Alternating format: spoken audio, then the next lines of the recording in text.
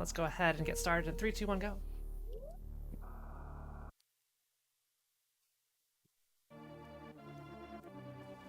Sky believes some of which? Was she talking about it on her stream?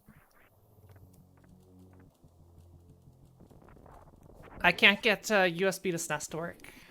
It broke permanently when I updated it for crowd control. I spent hours trying to fix it to no avail. So I'm just hacked forever. Means I have to do work myself.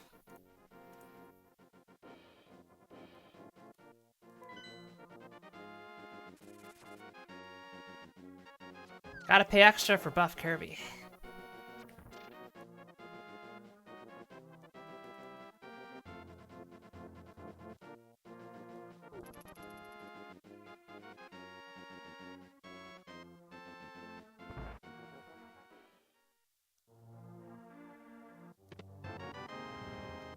Having to click everything in my tracker like a heathen.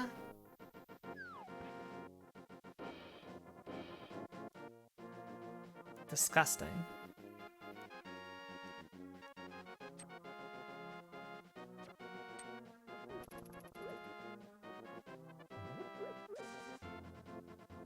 I wonder if I need to point to an emo tracker path to go to a different spot or something. I don't know. Because QUSB to SNES detects the stuff. It sees the Super Nintendo. Maybe I need to update my ST to SNES firmware.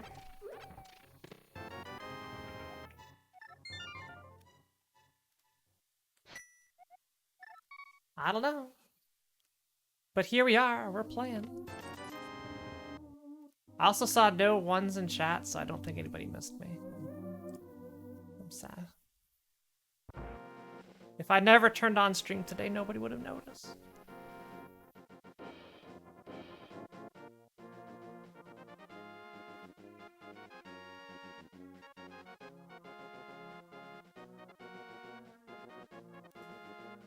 I should get the tracker up. Unfortunately, I don't think we're gonna fully fund the Booba mouse pad, but I will take the loss for you all.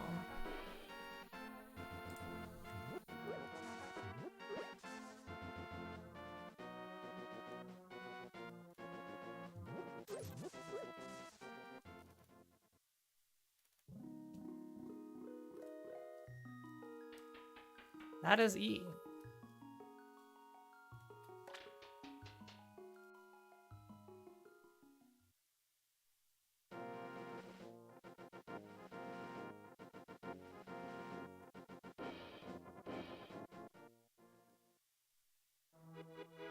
Nobody in chat misses me. I get it. I'm a failure. It's fine. More bombs. Yes, please. Absolutely.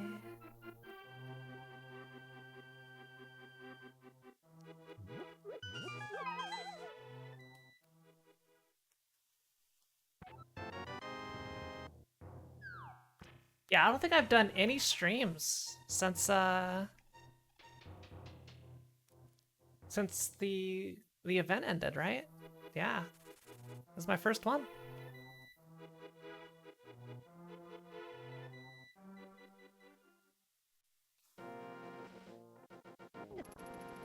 So I really hope people enjoyed.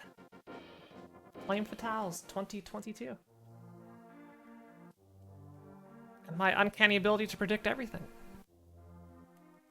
Even my prediction in the comments section worked. I said I was going to be the highest rated comment. I'm the highest rated comment on that video. I hope it never changes.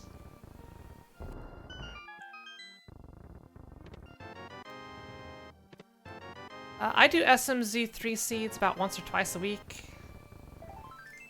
I haven't done any of the weekly races though. They're just not at a good time for me. Doesn't stop me from being a gamer at this game though. Hey Kenora. Look at that stair lag cancel. Genius. Genius. Those pumps in.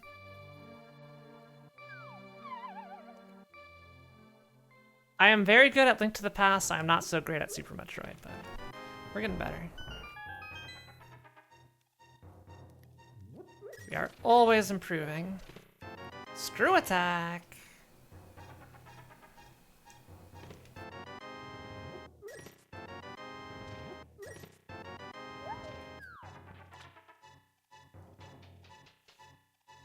Fields. Fields. The $123 tip. Field, that is ridiculous. Thank you.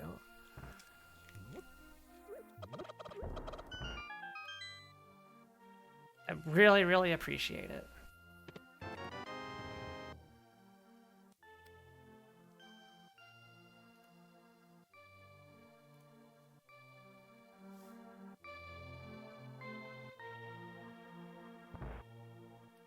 Bringing us to $800 at the 950 target of the month.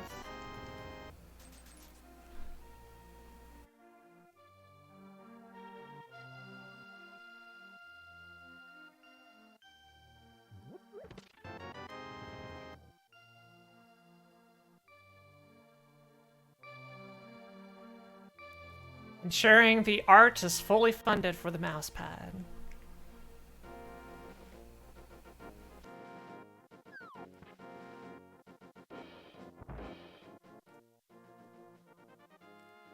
I do want to warn y'all, it does take time to get art commissioned. It's a long process. So please, please, please, please, please be patient. I'm actively working this. It will come out. It's not a matter of if, it's just when.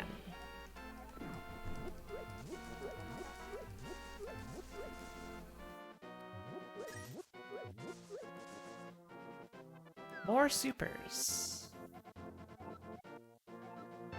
Give me the trash. Thank you.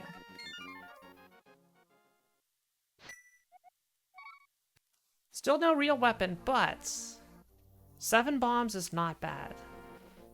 Not bad at all. Now we're gonna play the anti... God, what's the term for it? There's a term for it.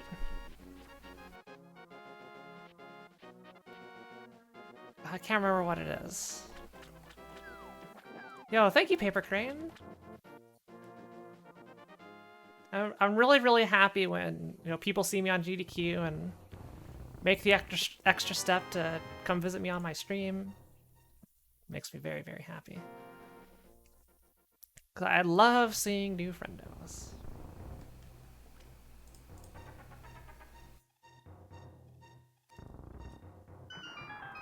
I know you've been here a bit before, but it doesn't change the fact that I very much appreciate it.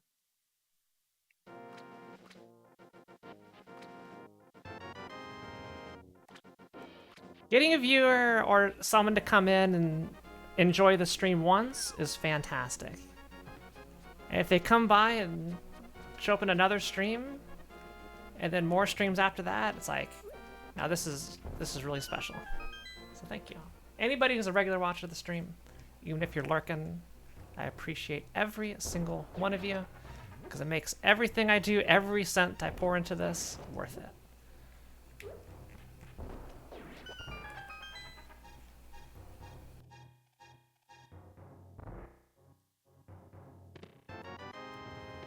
Speed!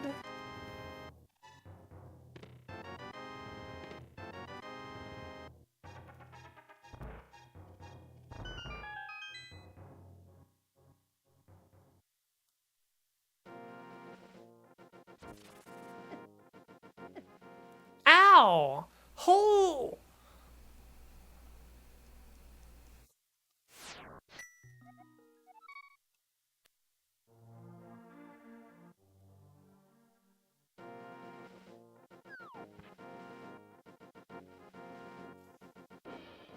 Yeah, Fu came into town. We went to Disneyland. Did all the Frame Fatale stuff.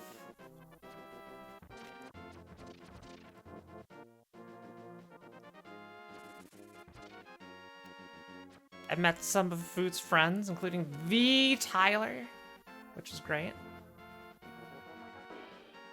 Always love new friends. The one and only Tyler.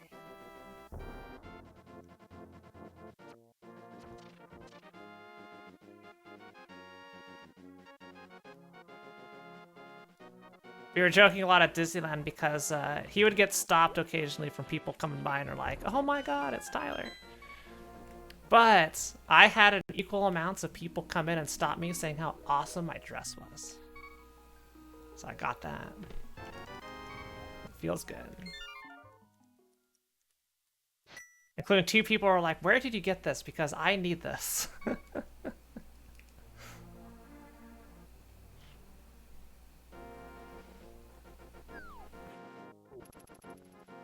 People really like my outfit. Yeah.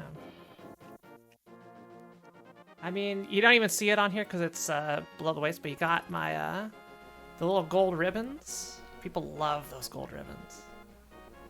Wait till you see Phant 3.0.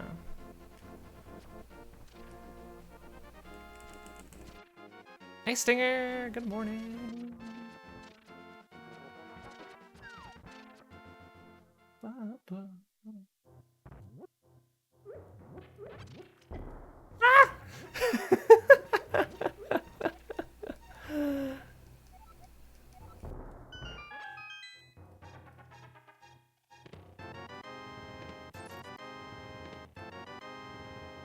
Good, I'm glad we got that arrow. We'll take it with us. Hey Feline Bunny!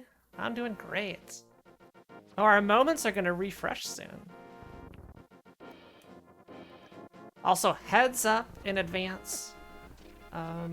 On Thursday, the Twitch ad incentive is gonna start again, so just a heads up. It shouldn't feel too different than it does right now, but yeah. Just a heads up, it's gonna be starting. That's for a little over $200 for the month of September. September, though.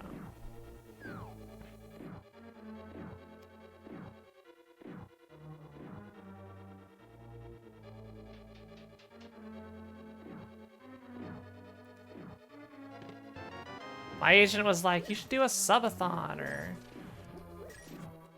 something, because it's your birthday too, and all that. Because my birthday's in September. We'll be celebrating my birthday.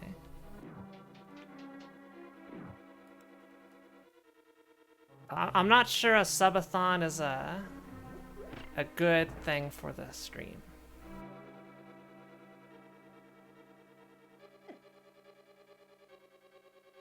I definitely wouldn't do one of those 24-hour-a-day subathons. Absolutely not.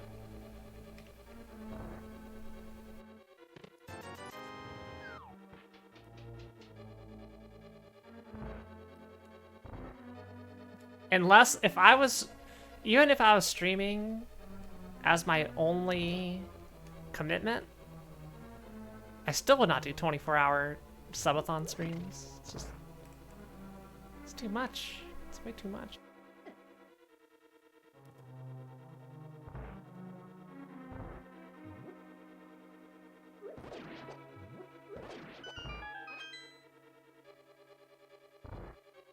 Yeah, the only thing I can really use subs for is getting new emote slots. And when my next emote slot's at 1200 and I average about 120 subs, it feels disingenuous to try and push for that when it's a very unrealistic possibility. I think if I could ever get to like 500-ish regular subs, maybe I can do a push for it, but I don't know.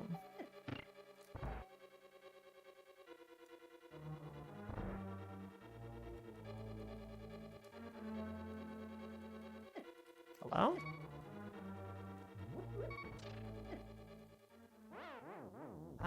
I lost where I was. Alright, we're out of here. Later, nerds.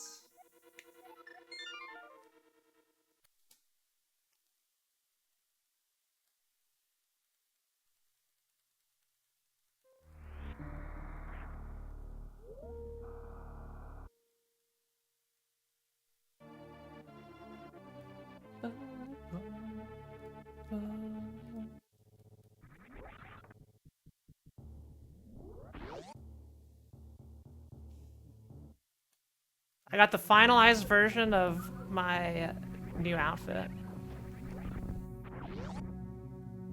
Now it's a waiting game for rigging. And then we could unveil Phant 3.0.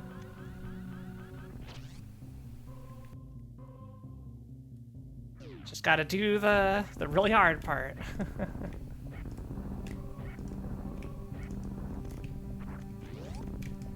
On a scale of 1 to 10, how well will I sleep tonight? Probably a 4.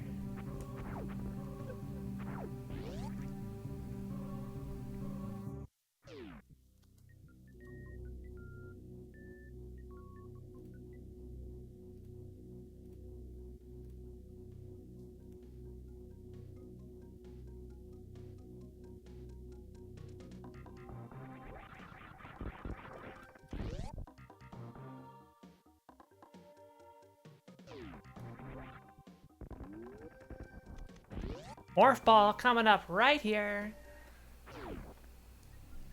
Okay. Not quite. We still take it.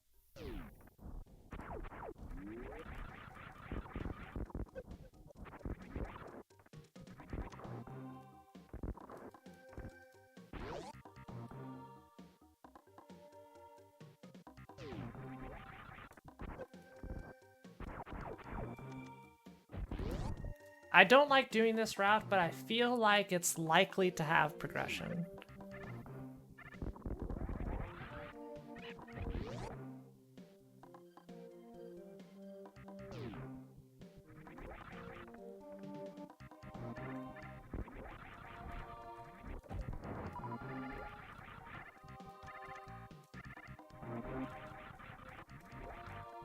What did I say? It's the Power Glove. It's so bad. Reminder, everybody, if you didn't see the schedule that I posted in my Discord, because you're not in the Discord, which is what are you doing if you're not in my Discord? Get your ass in there. The Quarry. The Quarry is beginning on Saturday. Chat plays the Quarry.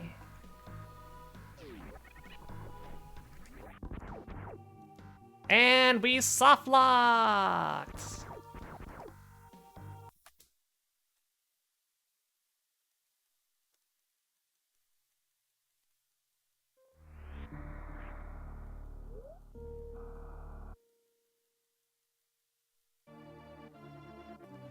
The Quarry is like a visual novel-esque game in 3D. A narrative-driven, not like an action game, where we'll have to make choices at several moments. And chat is going to pick what those choices are the entire playthrough.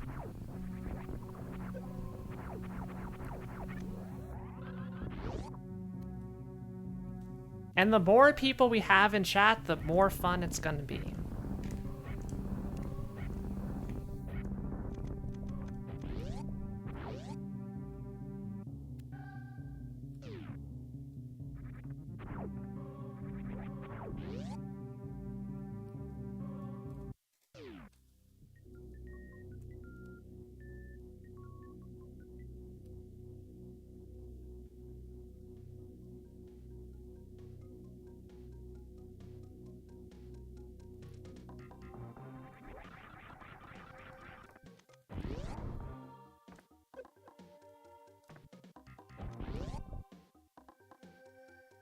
Should be a good time.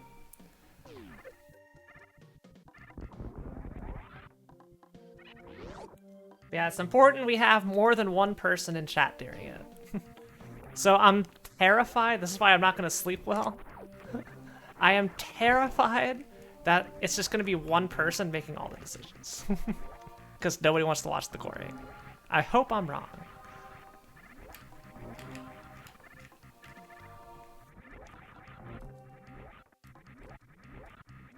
This would have been a safer incentive if I was a larger streamer, but I didn't want to wait until I was a big streamer, because that may never happen. I want to do stuff. So I'm risking it for fun, because I think it'd be fun.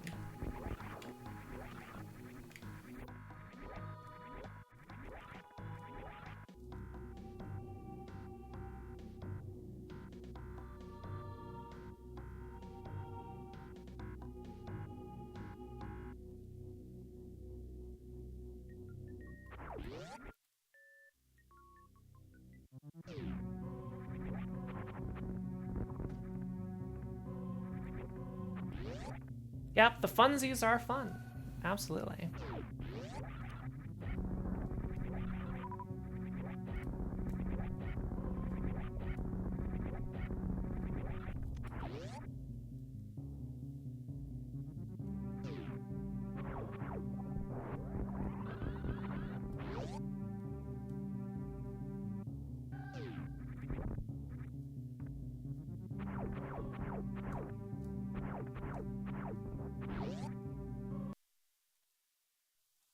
I think it has the potential for quote-unquote stream value.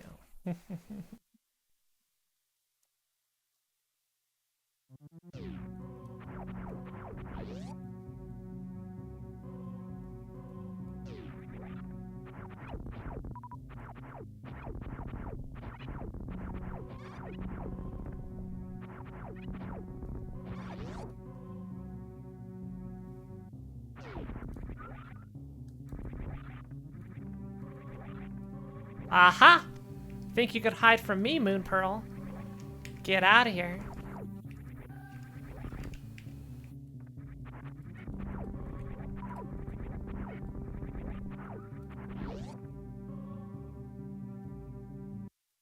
This game trying to hide the Moon Pearl from me, what a jerk. Thinking it's gonna work. No, absolutely not. I found it. Nice try, game. Nice try. You can keep that, though.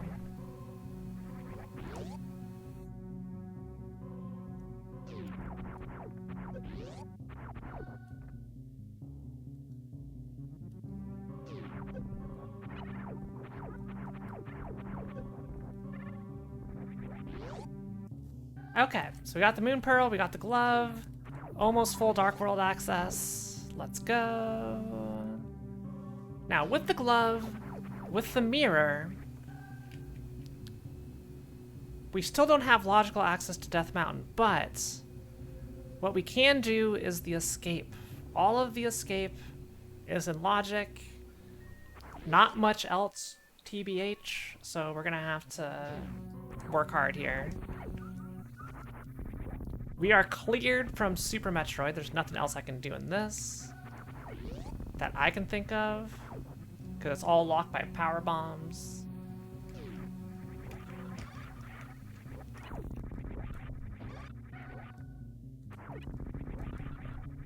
Actually, can I do the gauntlet check 1? I may be able to do check 1 in the gauntlet, actually.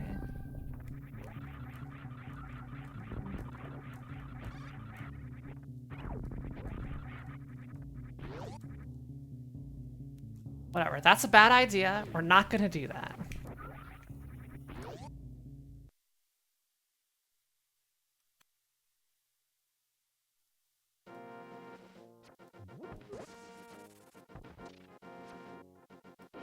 Also, chat, the more I think about it, the less I like Fortnite.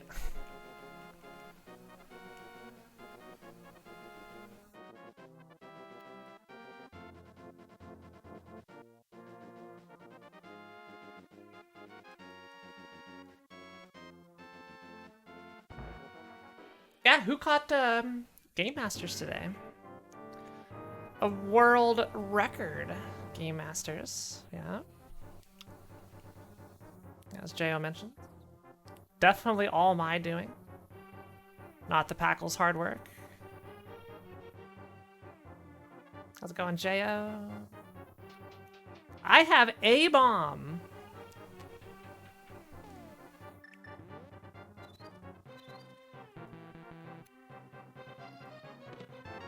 Thank God. Oh, we got bailed out so hard.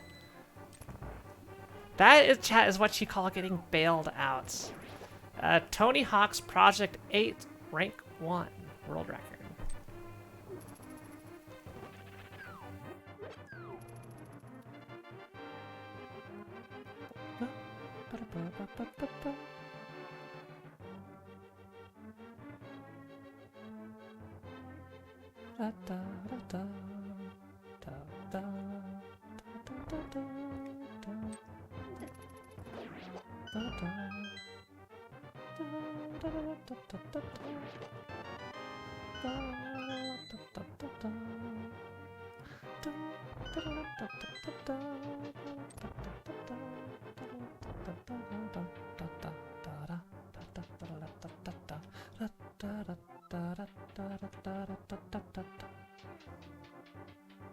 Hey there, Chunky Chief. How's it going? Yeah, it was really cool. We had a developer, a level designer from the Tony Hawk games on commentary, which was great.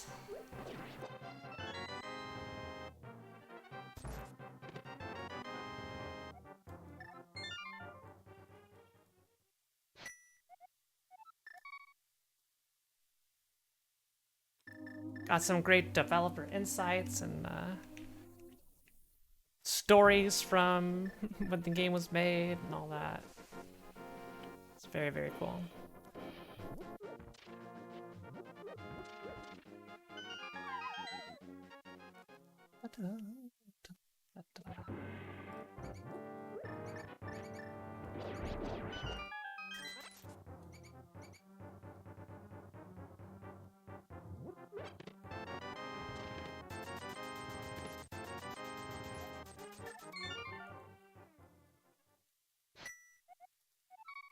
I need to buy bombs before I go to Hype Cave here.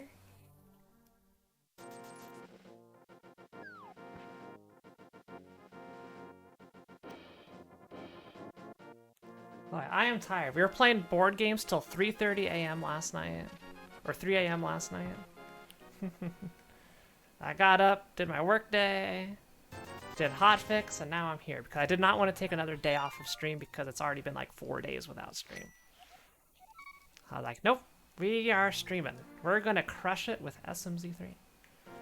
I was debating Odyssey, but I wanted to do something I could turn my brain off. And I can turn my brain off on SMZ3. So. Odyssey still requires too much thought. Too much mental capacity. We did Quicks. We did Codenames. Something Red Dragon Inn. The drinking game thingy. That's not actually a drinking game. There was tarot card readings. And then we played Catch and Hacky Sack.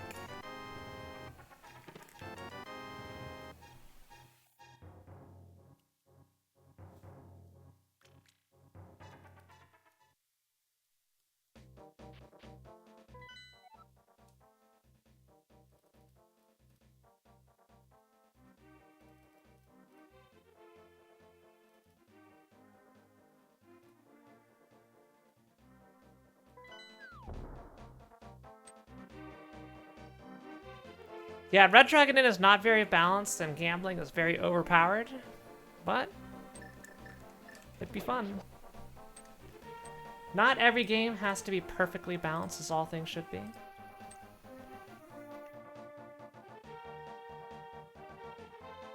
By the way, we crossed 7,400 followers, everybody. We did it.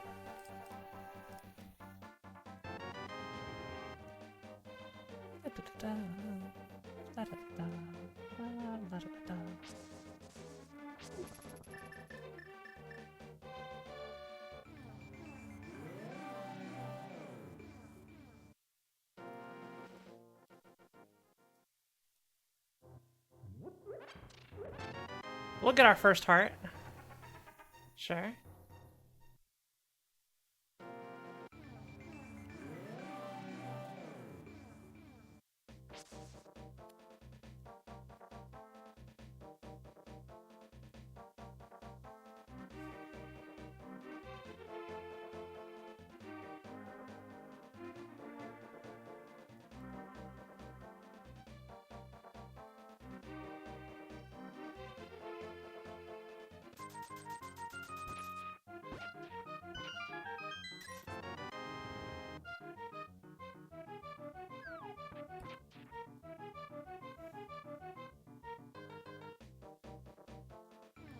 Yeah, Stumpy had a sword.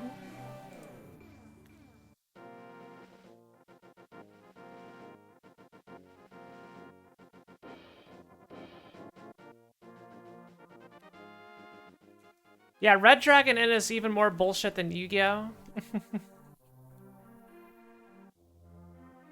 Which is also a very unbalanced game.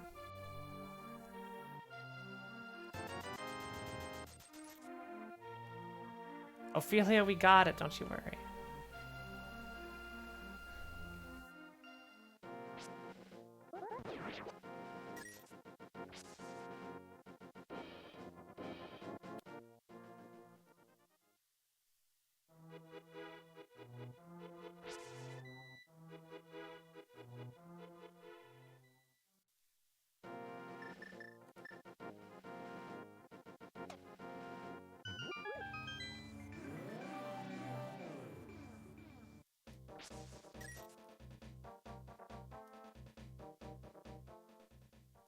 Take a dip into Value Woods.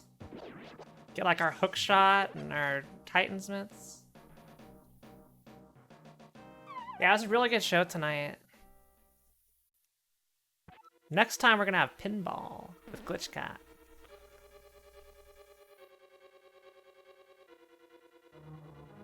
Yeah, I need to find out what I'm doing after that, because I don't know.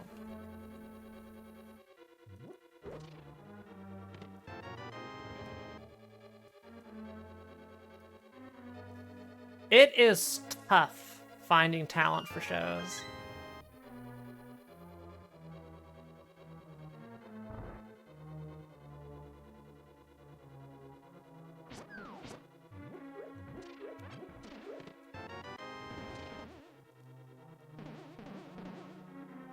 Especially when I'm not a popular person.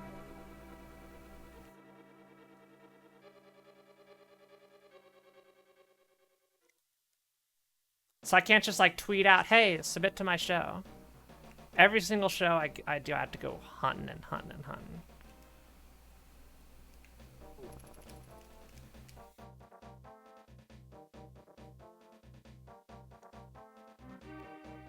I kind of wish my show was like Hobbs and Keys, where they just have to pick a game every week. Don't have to worry about finding people. Just pick a game, go for it.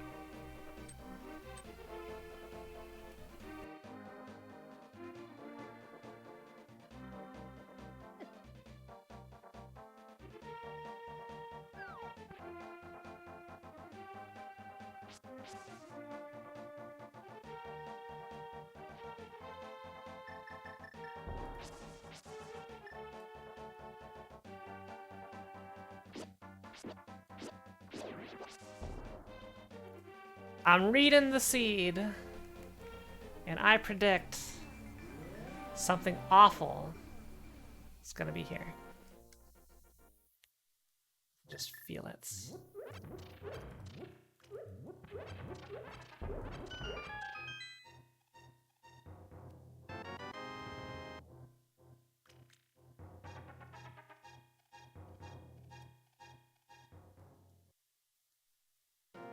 I rest my case.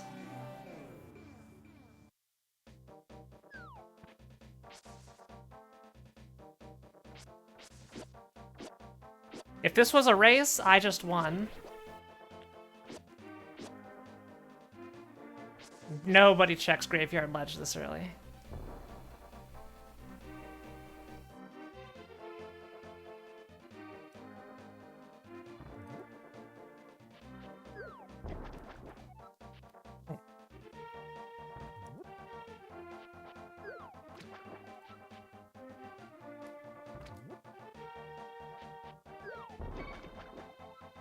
Why isn't that working? Well, heck.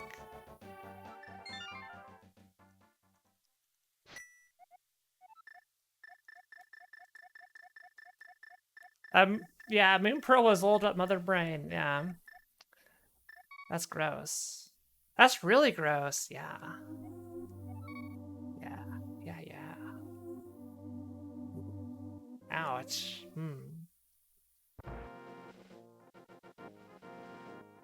Yeah, can I send this seed to other people?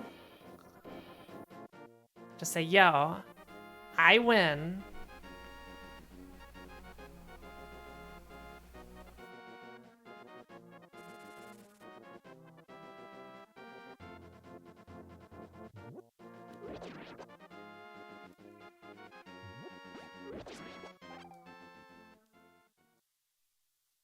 God, I'm looking at my completed art. I can't wait.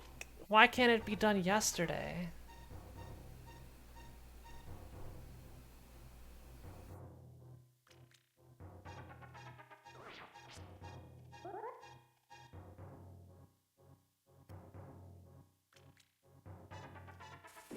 I cannot tell you how excited I am for the model upgrade.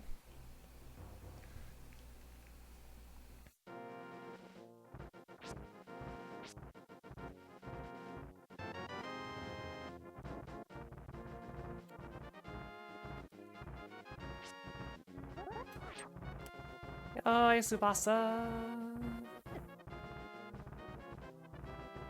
By the way, I submitted payment information for the animated backgrounds. The artist has been commissioned. They're beginning work. So that will be here soon. I have 7 art projects, and 6 of them have been in the works for several months, and it just takes forever. Some of them for like 6 months. Yo, hey, Tank. I didn't call you a nerd.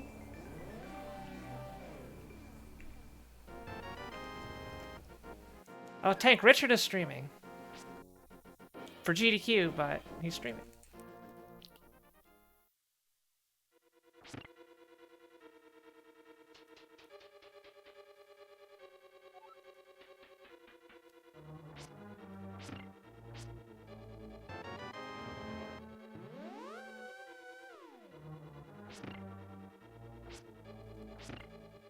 Can I complete it? Probably not.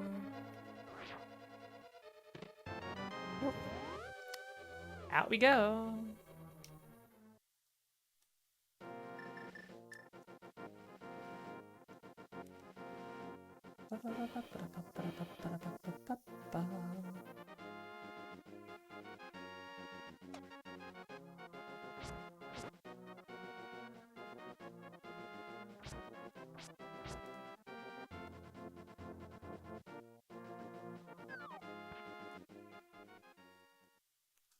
I hope everybody had a wonderful week last week.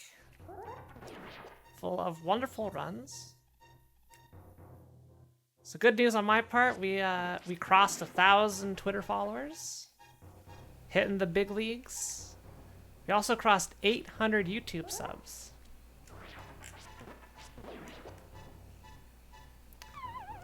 Also, I wanted to start simul streaming on TikTok, but the problem is you can't stream on TikTok until you have 1,000 followers on TikTok. And I don't even have a TikTok account.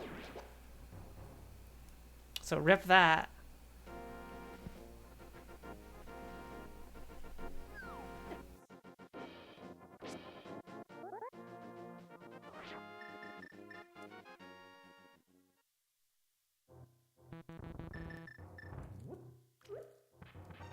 I was hoping to use it, just like, you know, you might as well. There's like very little incentive to not do it.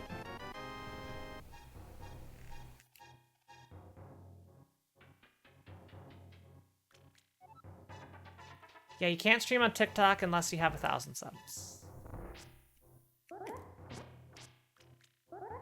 I can stream on YouTube.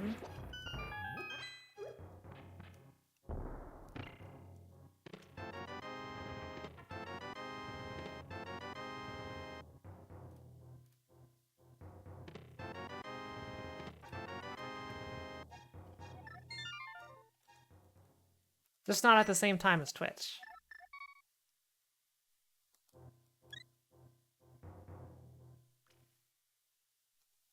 I'm not sure what I would even stream to YouTube.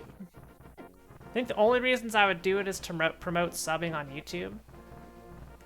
To get to the 1K so I can start getting money.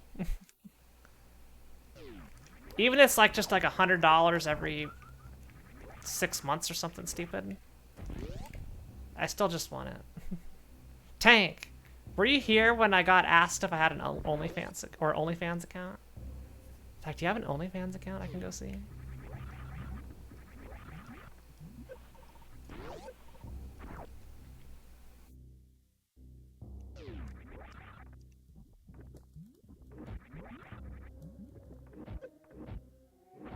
The people do want it, but I don't know. Like, Tank, do you know how expensive that would be? To get a... I'll just say fully featured 3D rig? For entertainment purposes? That'd be pricey. And I need all the props? I don't know. I don't think it's realistic.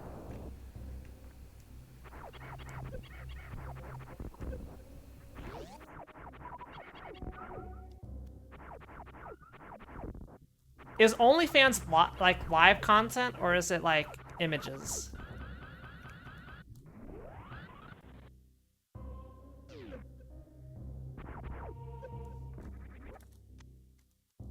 Woo, recovered.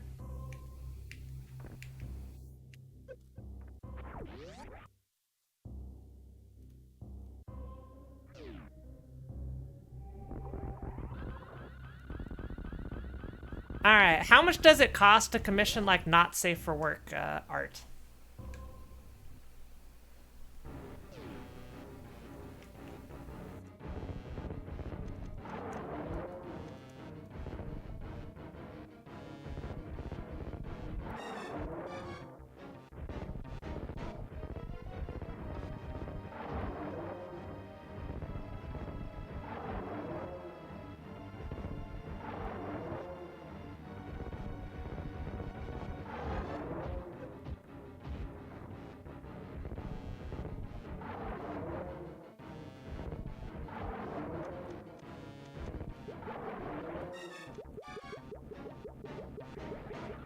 Offer them exposure.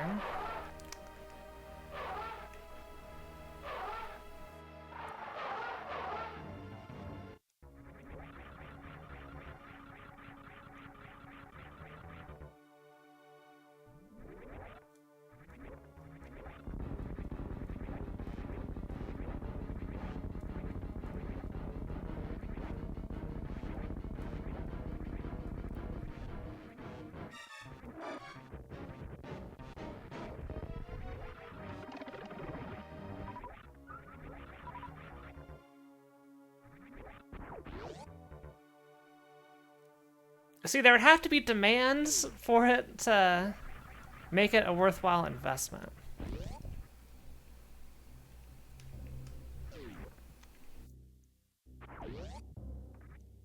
I'm already running net loss just getting all the art for the stream, the regular stream.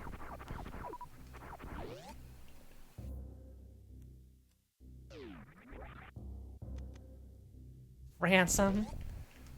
You will take my my nude pics. You will pay for them. Or else.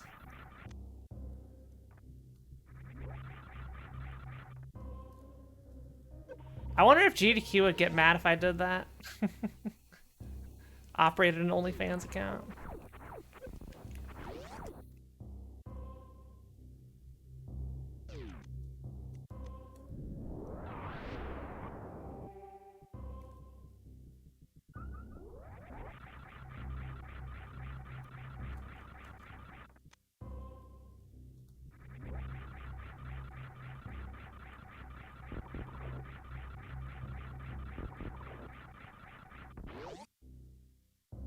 I don't know about their public image, you know?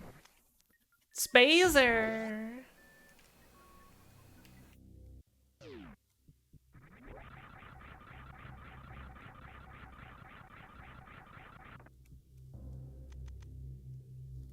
Yeah, Tyler said he had luscious hair pics.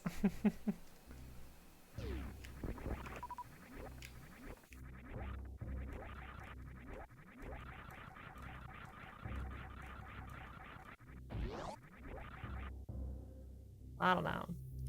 I'm not saying I'm gonna go commission nude art for y'all, okay? If you really want it, you could go commission it yourselves.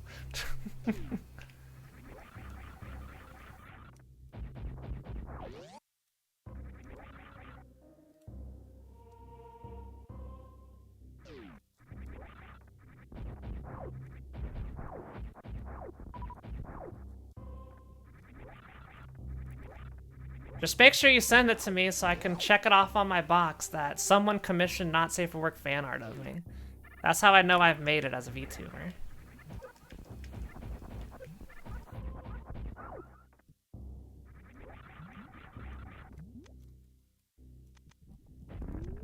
We checked off just fan art in general, which I've gotten. I have gotten just random unsolicited fan art from somebody I do not know, which was wonderful.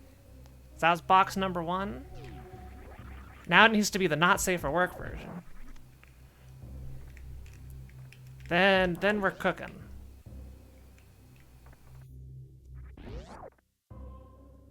Hey, Josie.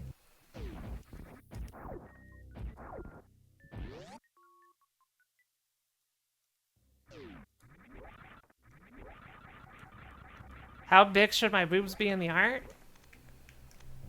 I don't think that is up to me. I think they're as big as the commissioner wants them to be. You know what the real size is. You can see them right now. And if you want to make them quadruple Z's, that's up to you.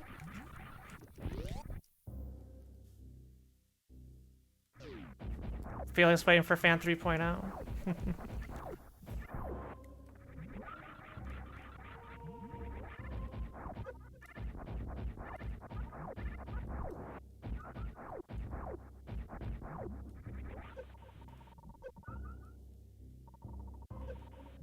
I'm a very body positive person. You're not gonna see nudes of my actual self out there, but I don't really care about the VTuber side of things. I can't get mad at any of that. I encourage it. Go for it. Whatever makes you happy. Ah! Thank you for the 200 biddies, Ophelia. Yeah, the mousepad is happening regardless of how much money I raise this month. It is happening no matter what.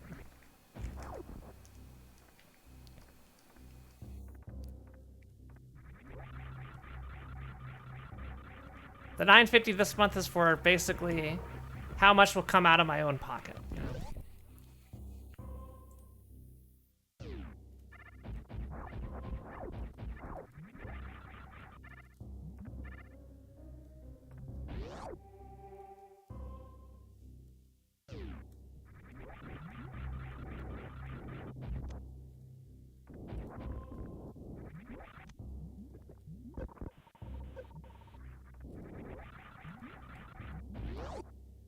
Thank you, Ophelia. Yeah, and again, I do say, like, I've got some YouTube comments. It's like, well, let me know when the mouse pad's out. It is taking time. It's taking more time than I would like, especially since the artist is not responding to my emails. So I may have to locate another artist.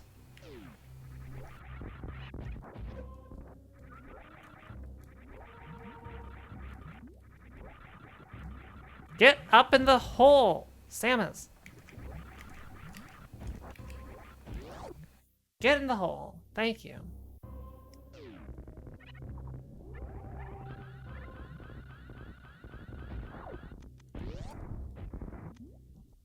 Yeah, I'll take that.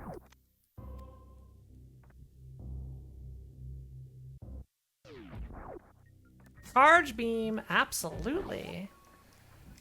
We are totally taking charge beam.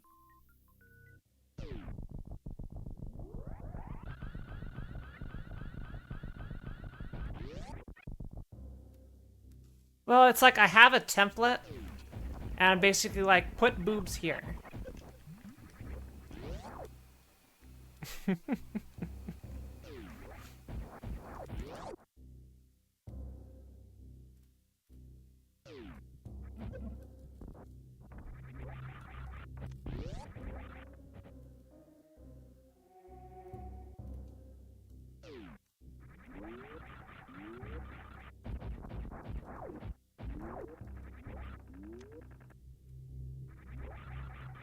Oh no, we lost a follower. It's getting too lewd in here.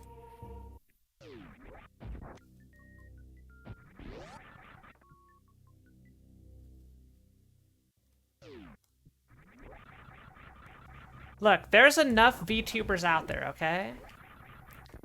And most VTubers, I would say the vast majority of VTubers are overtly lewd in their presentation. I don't think I am. I am not opposed to having that kind of stuff, but I don't make literally everything I do an innuendo. You know? Know what I'm saying?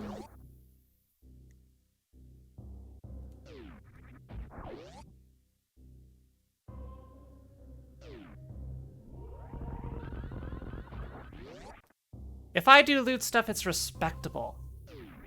Not saying that the other stuff is unrespectable. That's probably a poor choice of words, I will admit. There's probably a better way. Tasteful. How about that? Tasteful. A little bit more tasteful.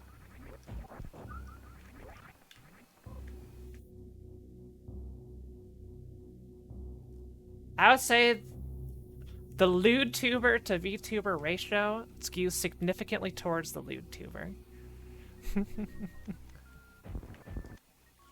Not saying that's bad, but that's like not the type of content I want as my regular content, you know?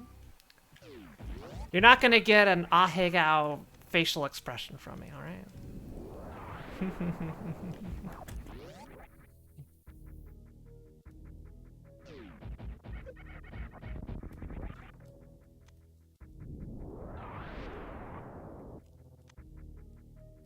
When I was looking over, like, add-ons for, like, expressions and stuff for the rigging, there's, like, expressions, and then, like, you get, like, oh, angry, and sad, and I down. Like, come on. I get it. I get it's what the people want.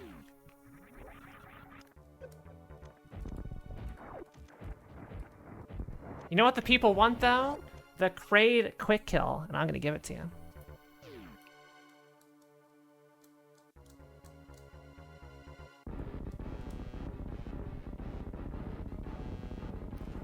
It makes a lot of money.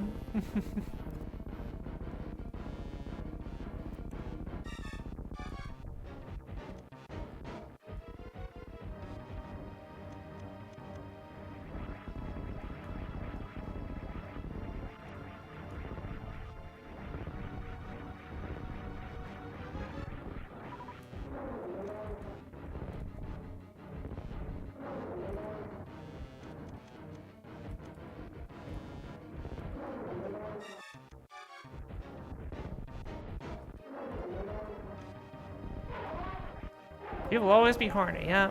And that's okay. Just be safe about it. Don't be rude about it. Don't be harassing about it, you know? Be a respectable human.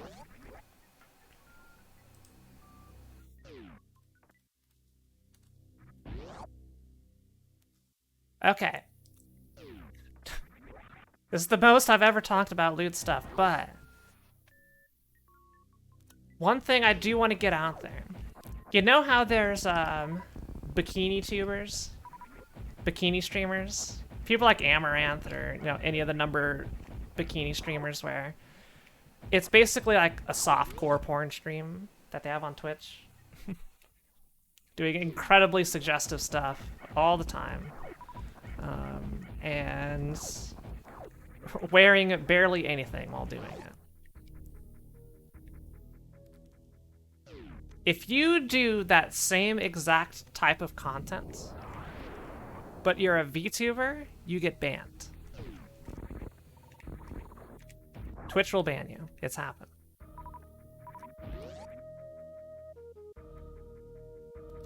Now I'm thinking, you know,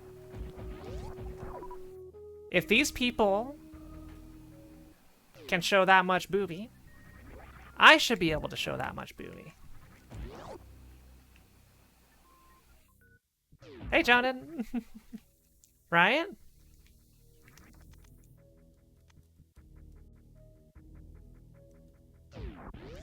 I should be able to get away with presenting me with as much skin shown as people like Amaranth and not get in trouble for it, because they don't get in trouble for it.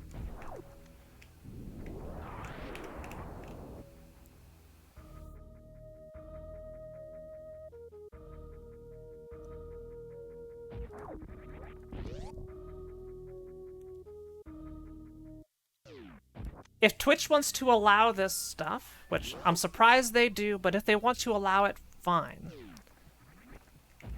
What I want is consistent application of the rules. You don't get special treatment because you're big or you make Twitch a lot of money, even though they give you special treatment if you are big and you make a lot of money.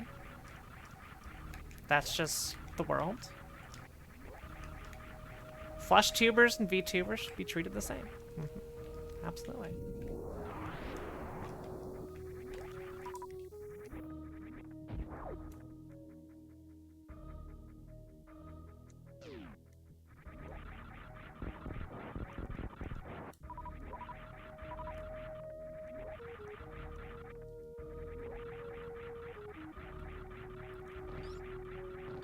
So I'd never get irked off by someone getting away with something. I am more irked off that Twitch is bending the rules for popular creators. I think that is wrong.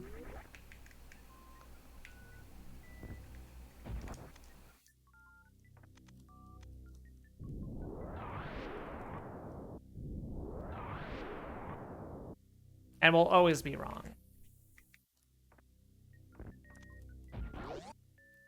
You apply those rules consistently across the platform.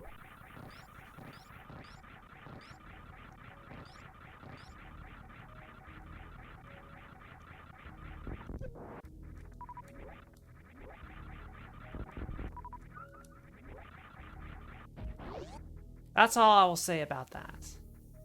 Basically, if I wanted to, I should be able to do a hot tub stream wearing practically nothing. And that would be allowed, because that's what they allow for bigger streamers. I should be able to do that.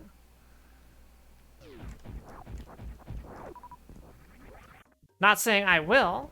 I am not going to. But I should be able to do that.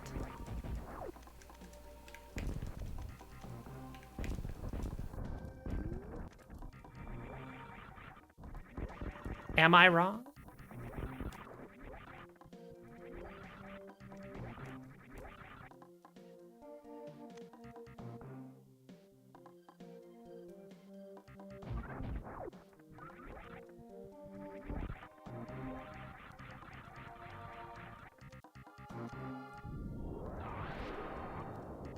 Rules are rules.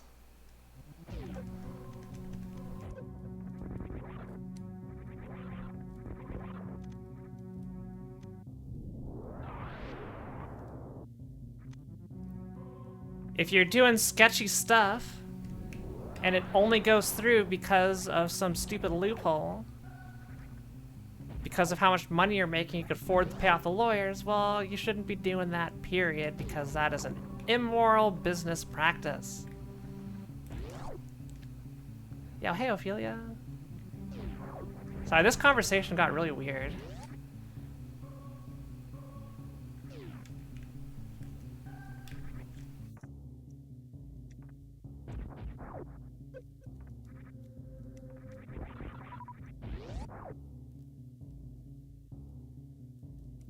Summary of the conversation, I should be able to wear a bikini on stream. If y'all want to make lewd fan art, go for it. I won't judge. I don't have a preference on boob size for the lewd fan art. You do whatever makes you happy.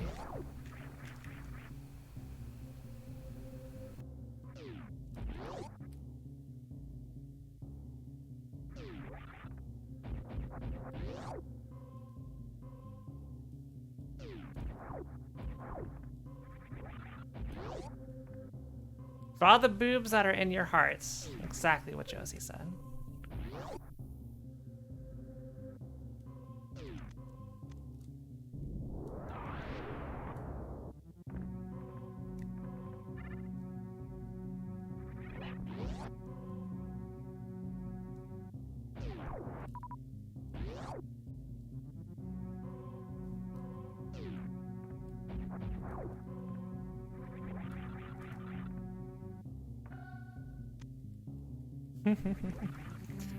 I guess I need a lewd emote now, don't I?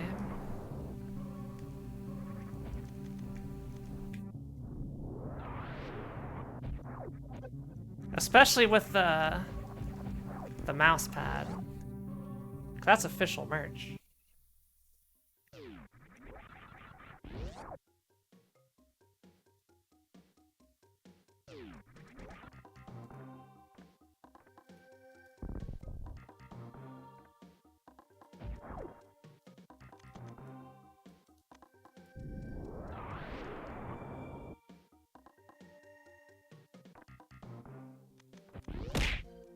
Ah!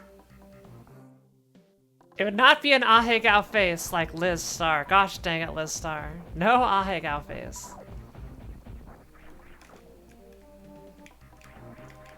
Or whatever Keys has. No Ahegao.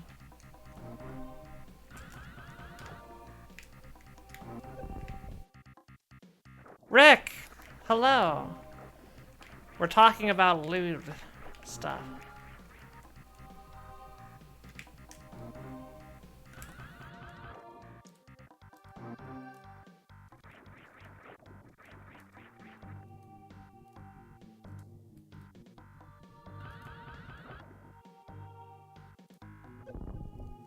This is impossible! Yo, thanks Penjelly Z.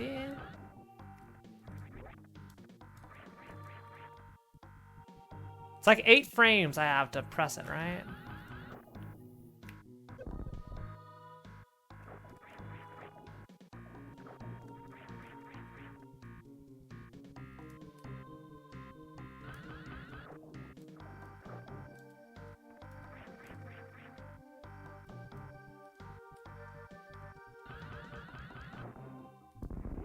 There we go.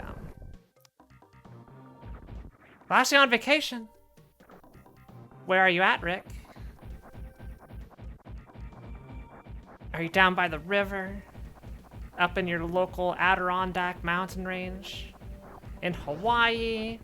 Somewhere undisclosed because you don't want the feds tracking you?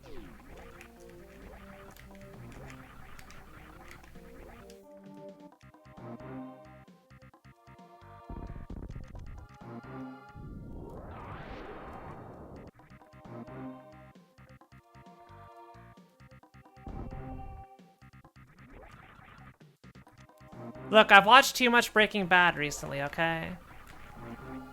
I got into some really, really bad stuff. It's making me want to try things because it just looks so amazing.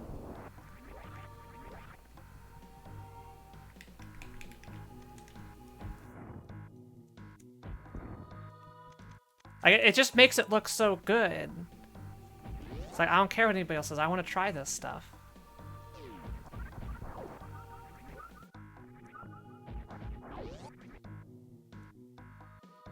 And I finally caved. I went out. I found a place where I could buy some stuff. And let me tell you, the El Pollo Loco was delicious.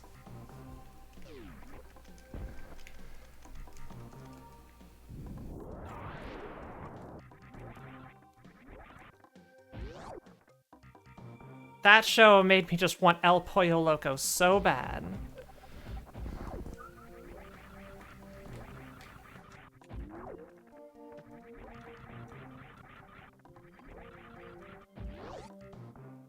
I know it's wrong. I know I shouldn't be doing it, but it's so good. It looks so good.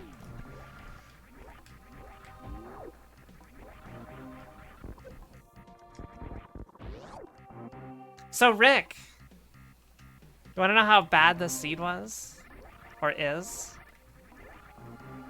It's pretty bad, but just how bad you may ask yourself.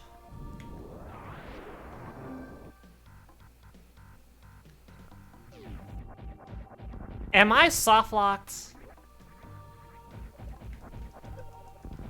No, right? I can get out of here. If I'm soft-locked, I'm hecked.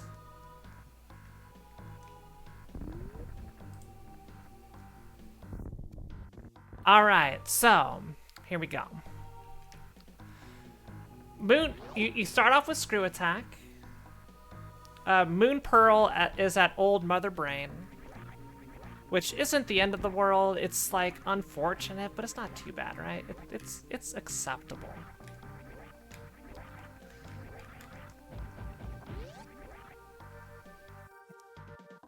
You had various suits in the back of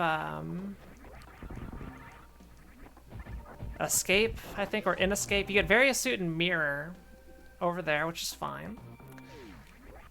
And then Morph Ball is located at a place we like to call Graveyard Ledge, with no Titansmith. Titansmith is located in Crumble City, locked by Speed Booster.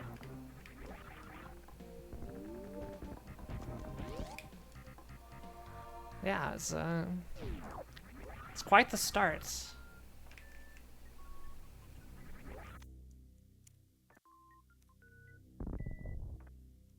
Hey, the slums, how are you doing? Missiles, eh? My cat is whining at me. I need to let her out. Let me get this item up here, and I will go tend to her really quick. Stand by, everybody.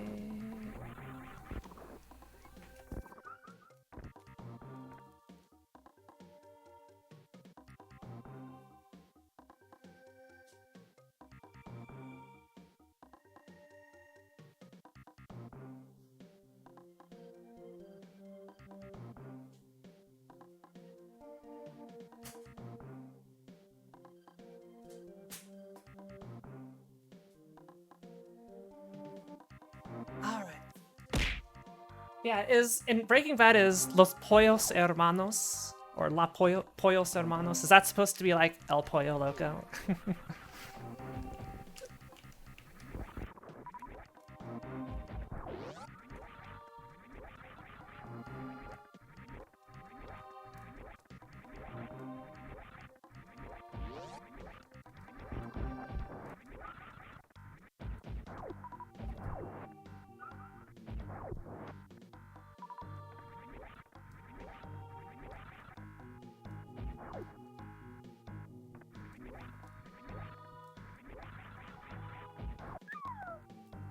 Yo, Derek, thanks for the 2 months. I appreciate it.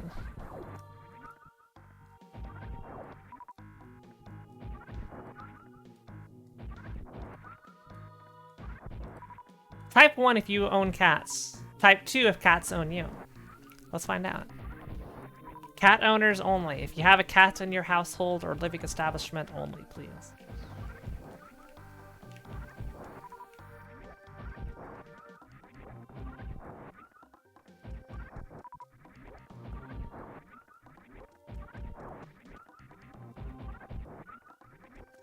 I would say yes, Rick. We love our kitties.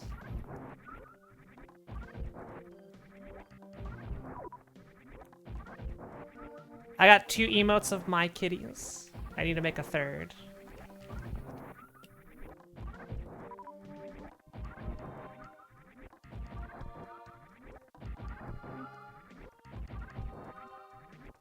Can a girl get a power bomb?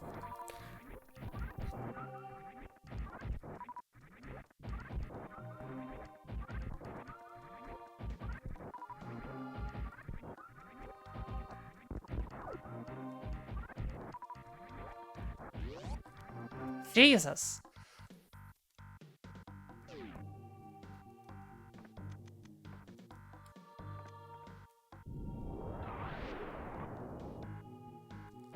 Was it me or was I just very unlucky there?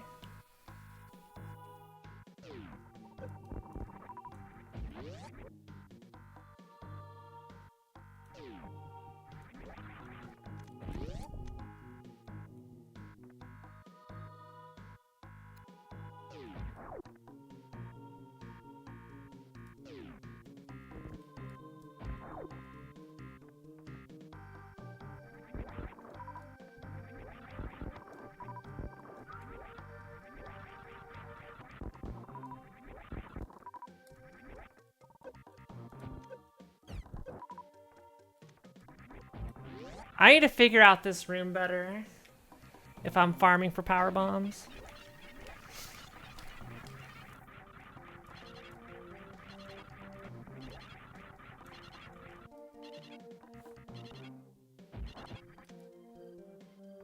Here we go, here we go. Yes! Oh my god! Let's go! Ah.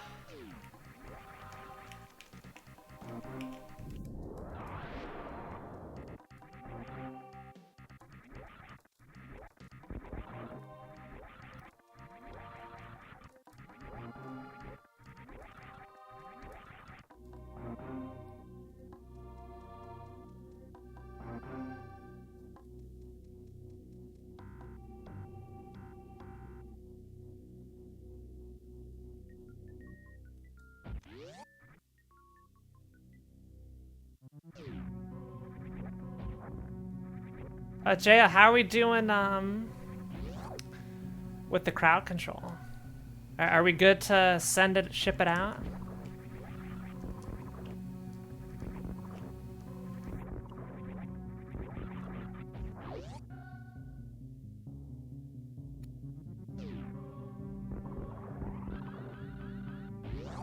We got this weakness planned, let's go. Alright, I'll let Jaku know.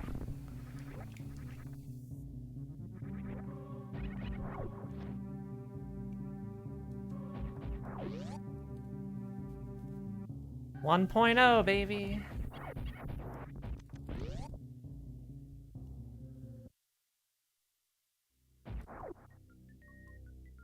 Nope. Nope, nope, nope.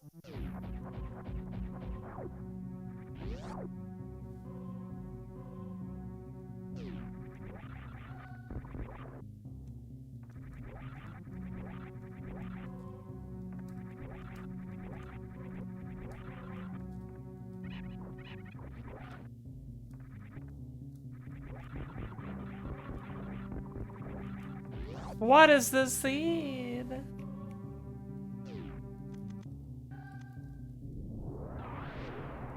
Okay, we got mitts. We're gonna... and flutes. We're gonna hit up Link to the Past, get some stuff done.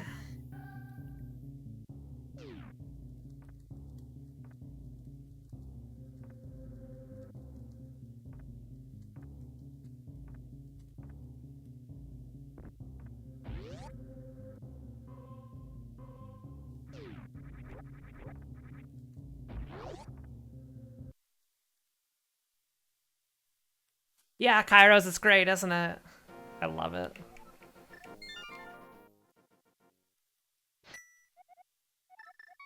So this is the unfortunate situation I find myself in. I got a lot of good stuff, but not anything I can complete dungeons with. I got a hookshot and hammer, but I don't have a bow, so I can't beat Eastern, I can't beat Pod. I've got hookshot, so I guess I could beat Tower of Hera. Ooh, to Maine! Yo, have fun, Rick. Thanks for stopping by. I appreciate you. Always good to see you.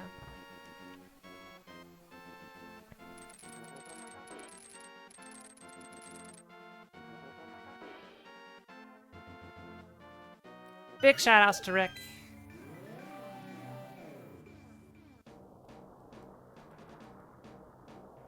Ah, this is SMZ3. It's the Super Metroid Link to the Past combination randomizer. So it links together both Super Metroid and Link to the Past into one video game. Via the powers of programming. AKA magic. I may be a witch or a magical girl, but I am not a coding wizard. I will shamefully admit.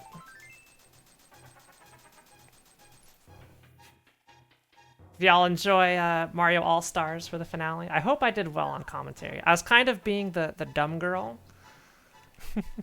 Just doing silly stuff the whole time. Not in, like, I didn't want to like insult Sky or anything like that, but I was kind of going for that style of presentation.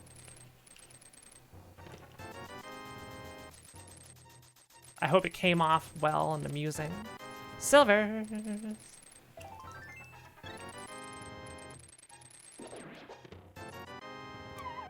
Axel Curry, hello! How are you doing?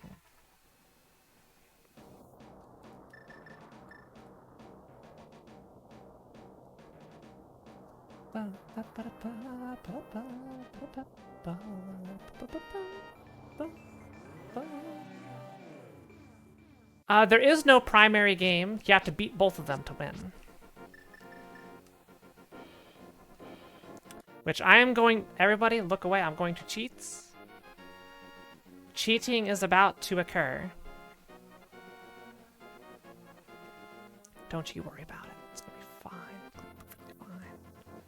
People cheat all the time. It's fine.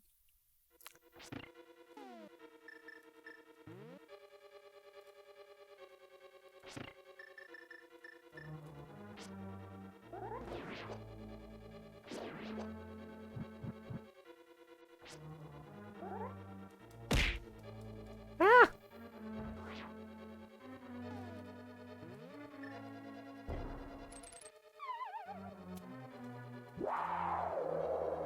Where's the trap?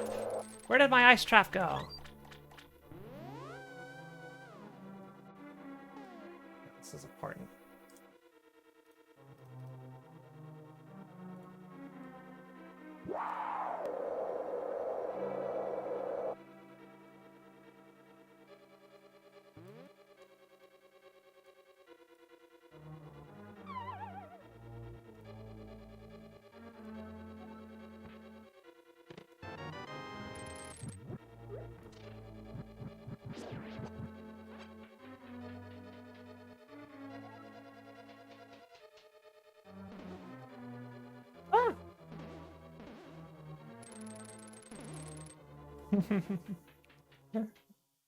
Thank you so much.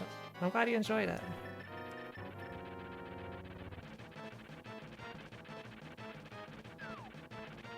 I come up with silly stuff a lot of the time. Oftentimes they shoot me down and I'm like, ah, you can't do that, you can't do that. So I'm really happy they accepted this one.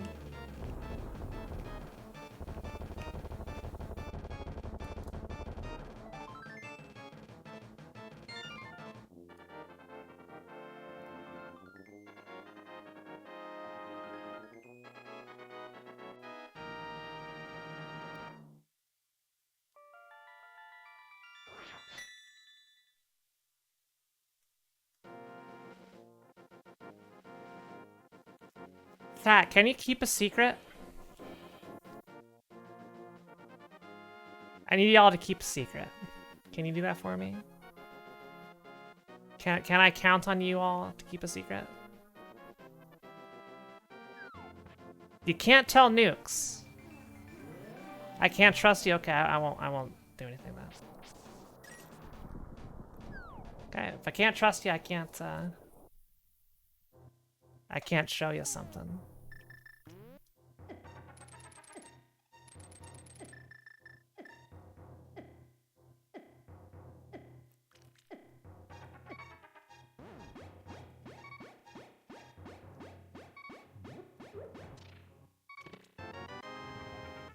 Yeah, too many people said they can't keep a secret, so I can't show y'all. Sorry.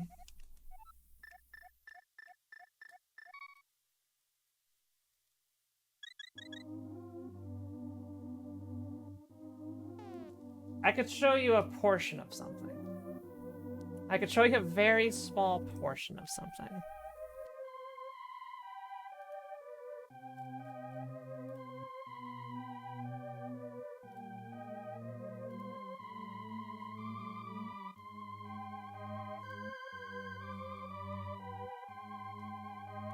I'm going to show you a very small portion of something. Don't tell anybody, especially not nukes, okay?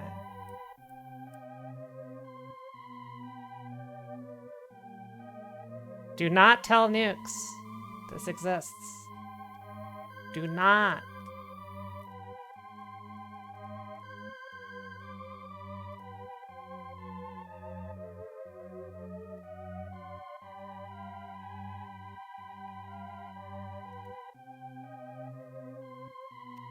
Do not tell her it exists. It's a surprise.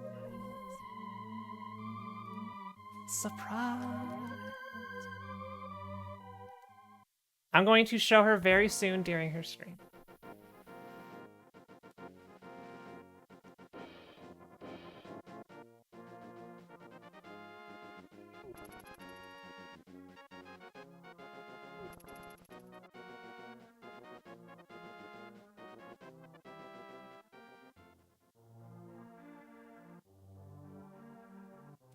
Do not tell Nuke Tsubasa.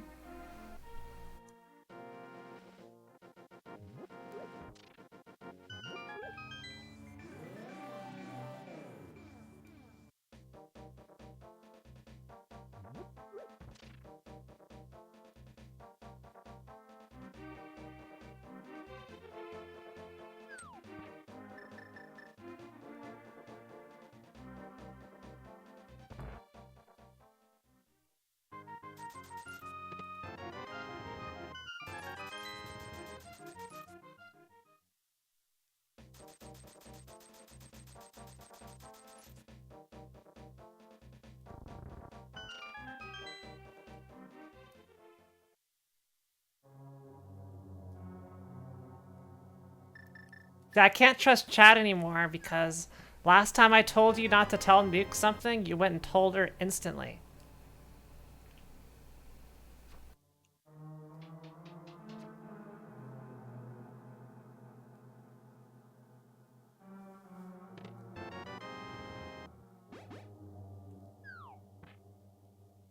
All good, Axis of Anarchy. Normally my streams start earlier, but today was a Game Master's day, so it went a little late.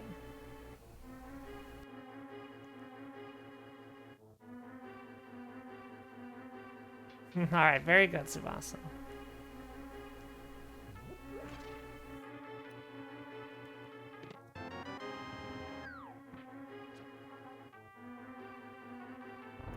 Hope to see you in the future, Axis of Anarchy. Bye-bye. Enjoy sleep. It's good people here. You'll always enjoy it. I'm not selling out, I promise. Did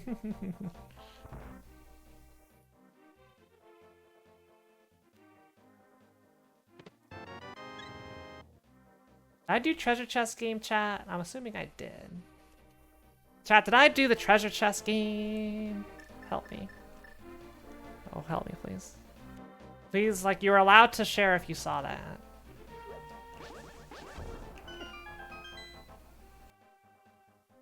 Okay. Alright, whew.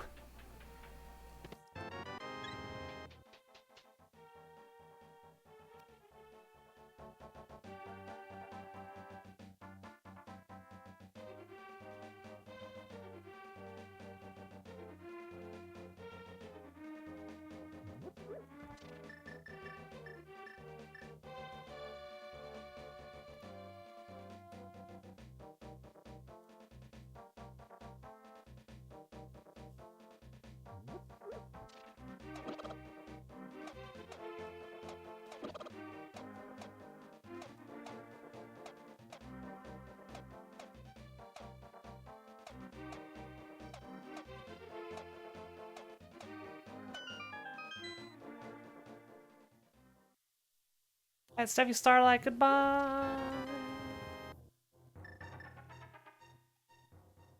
Hope to see you again soon. Come back, or else. Wait, what?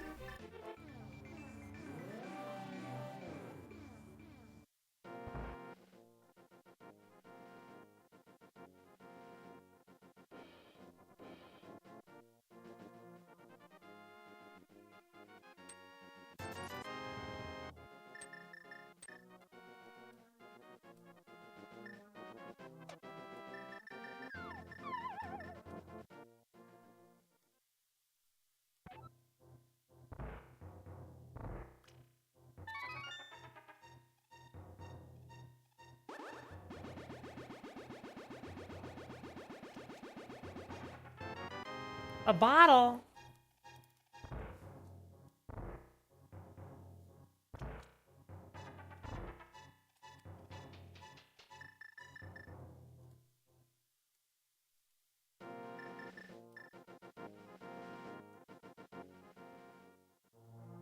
But I already got 3 bottles.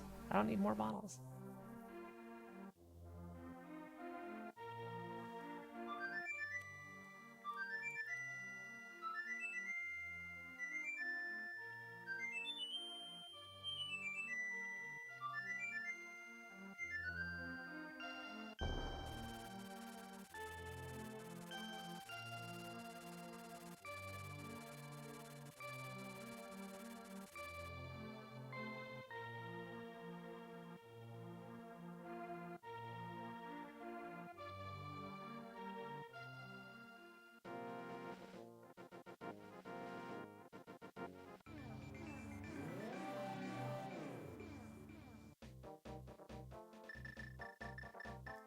Salute the duck.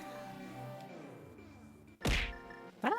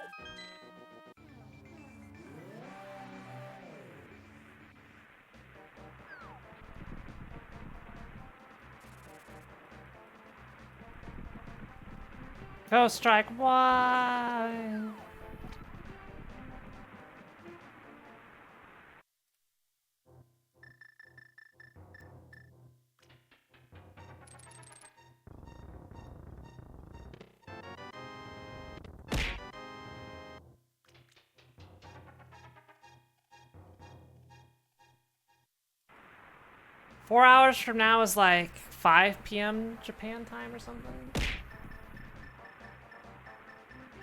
Ish? In that general vicinity.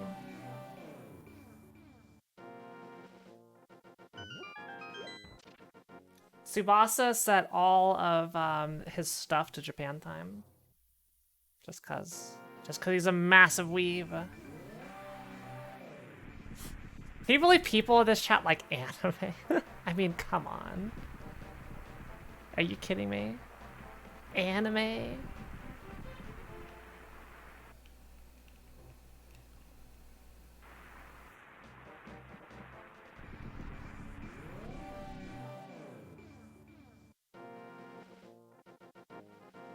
Type 1 if you actually like anime.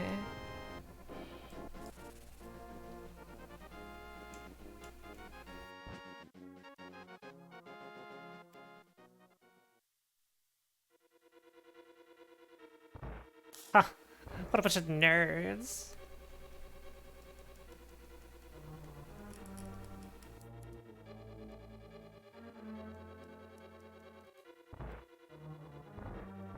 Oh.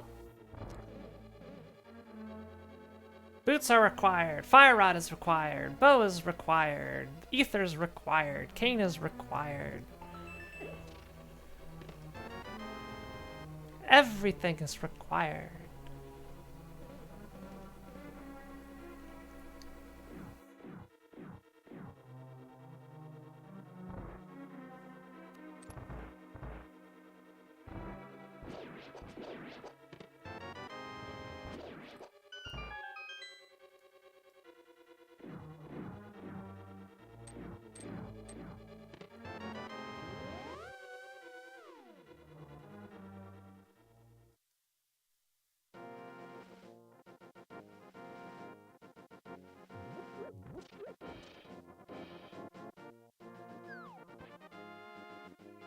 Yeah,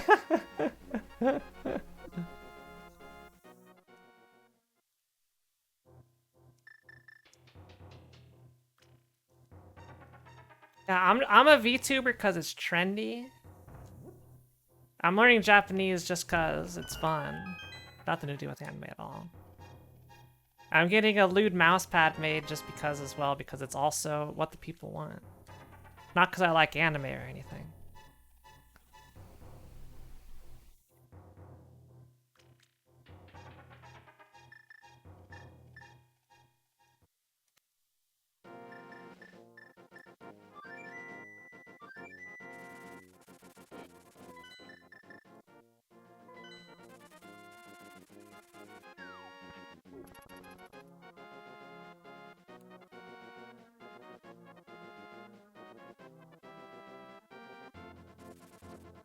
Look, I have never commissioned a not safe for work piece of art in my life. How can I like anime? That's not how this works.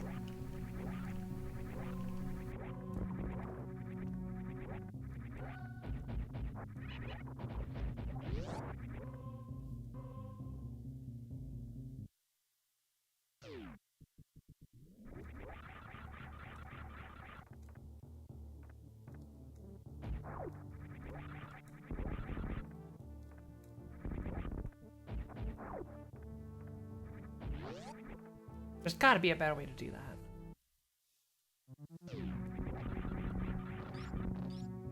Ah!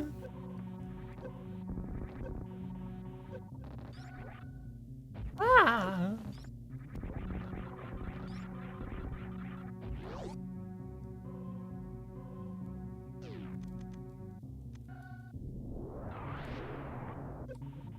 I don't know. Chat, does Pen Jelly's question check out? I'll leave that up to you. It's not a question for me.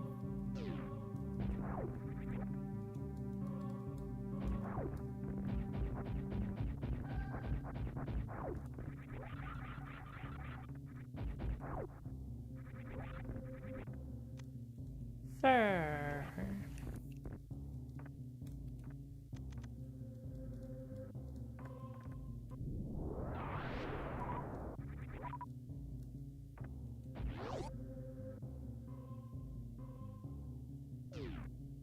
Yo, DaftyCon, awesome. Out of curiosity, we're watching like Twitch VODs, YouTube VODs. Feel free to not share if you don't want to. But I hope wherever you saw them, you enjoyed them and were having a good time. Yeah, time zones suck, don't they? Where are you? What time zone are you located in? Also, only share if you are comfortable sharing. Do not feel pressured by me to share a general location. You do not have to.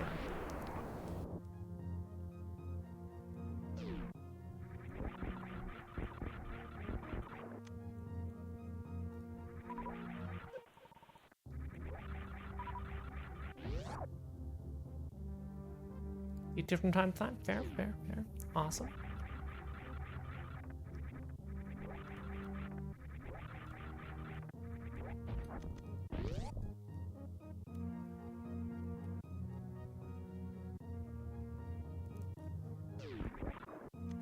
I don't care how people watch my content, as long as they're having a good time, that makes me happy.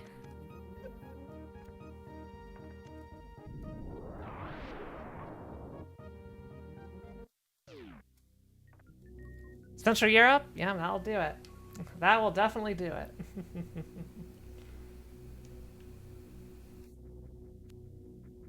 6 a.m.? Oh, no.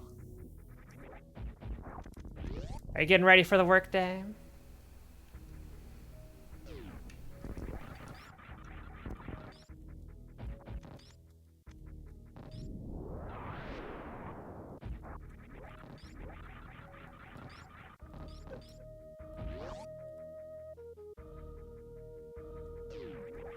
I think it's just super cool in general that, like, people watch me from across the planet.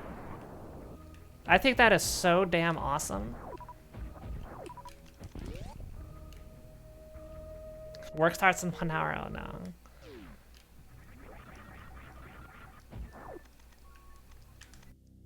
Like, I've had people literally all over the world watch me play video games. I think it's just so cool that we can even do that. Look at this. I'm an anime girl on the internet playing video games, and people can watch me from anywhere on the planet Earth. How badass is that statement?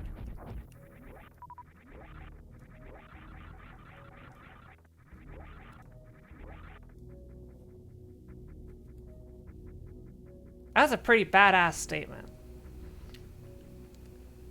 We have people chatting with each other in the stream right now from like 10 different time zones. Or 20 different time zones.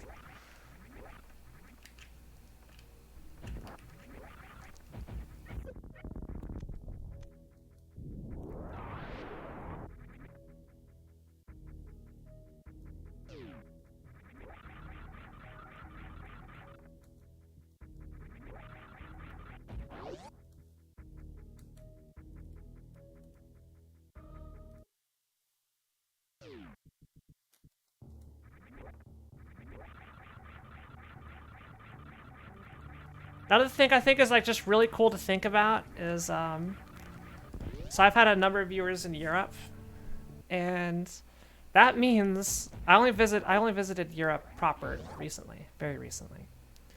But that means like my voice and my image were in Europe before I ever went there.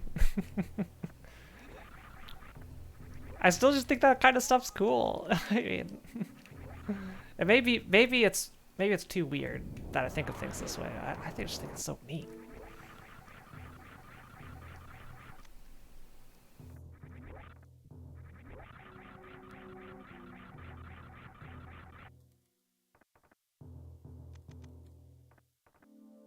Sorry. Sorry if I'm being weird right now.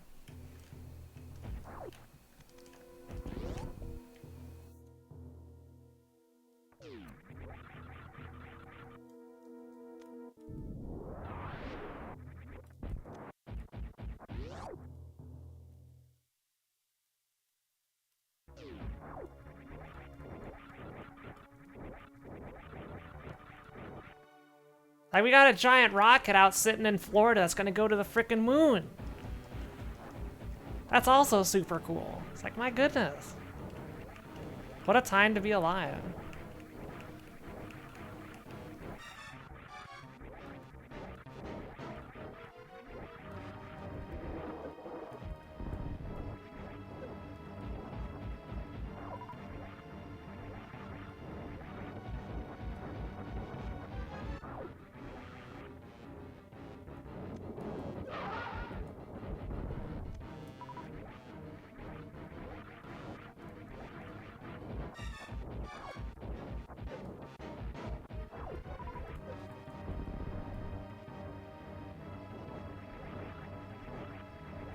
Yeah, but very different goals this time, Shadow.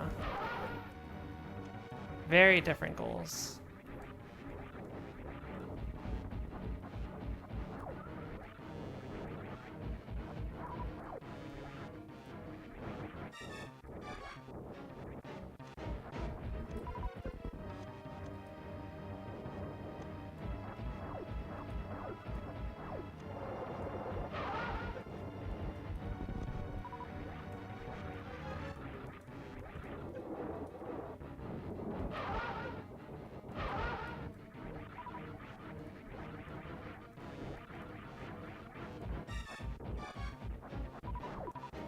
Remember, Congress was like, all right, we did it. Let's drop all our funding. You're done.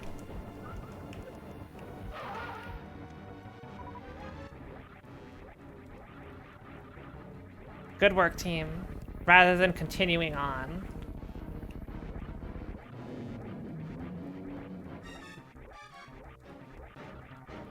Very unfortunate. Crystal 2.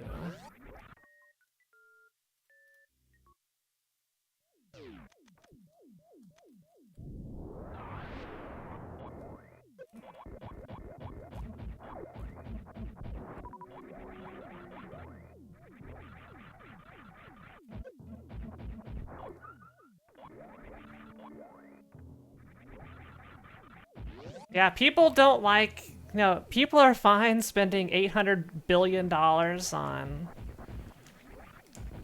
the military budget every year. God forbid we spend less than, like, 1% of that. Actually, let's see, 800 billion. It'd be about 2% of that exploring the universe. Heaven forbid. You know what they could use that 2% of the military budget for? More tanks. Think about it.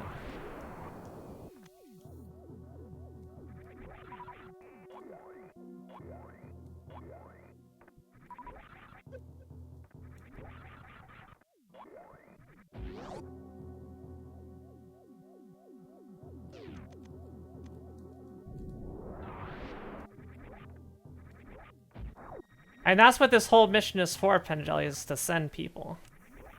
That's the goal.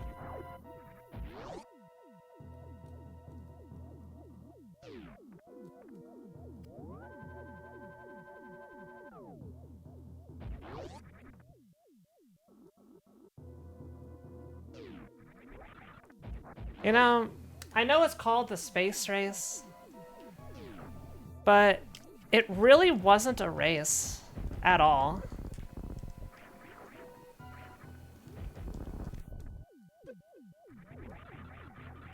It's more of US is gonna do this stuff, and then Russia wants to rub it in their faces that we do stuff worse, or first. Alright, is this where I have a bone to pick to say the space race wasn't really a race?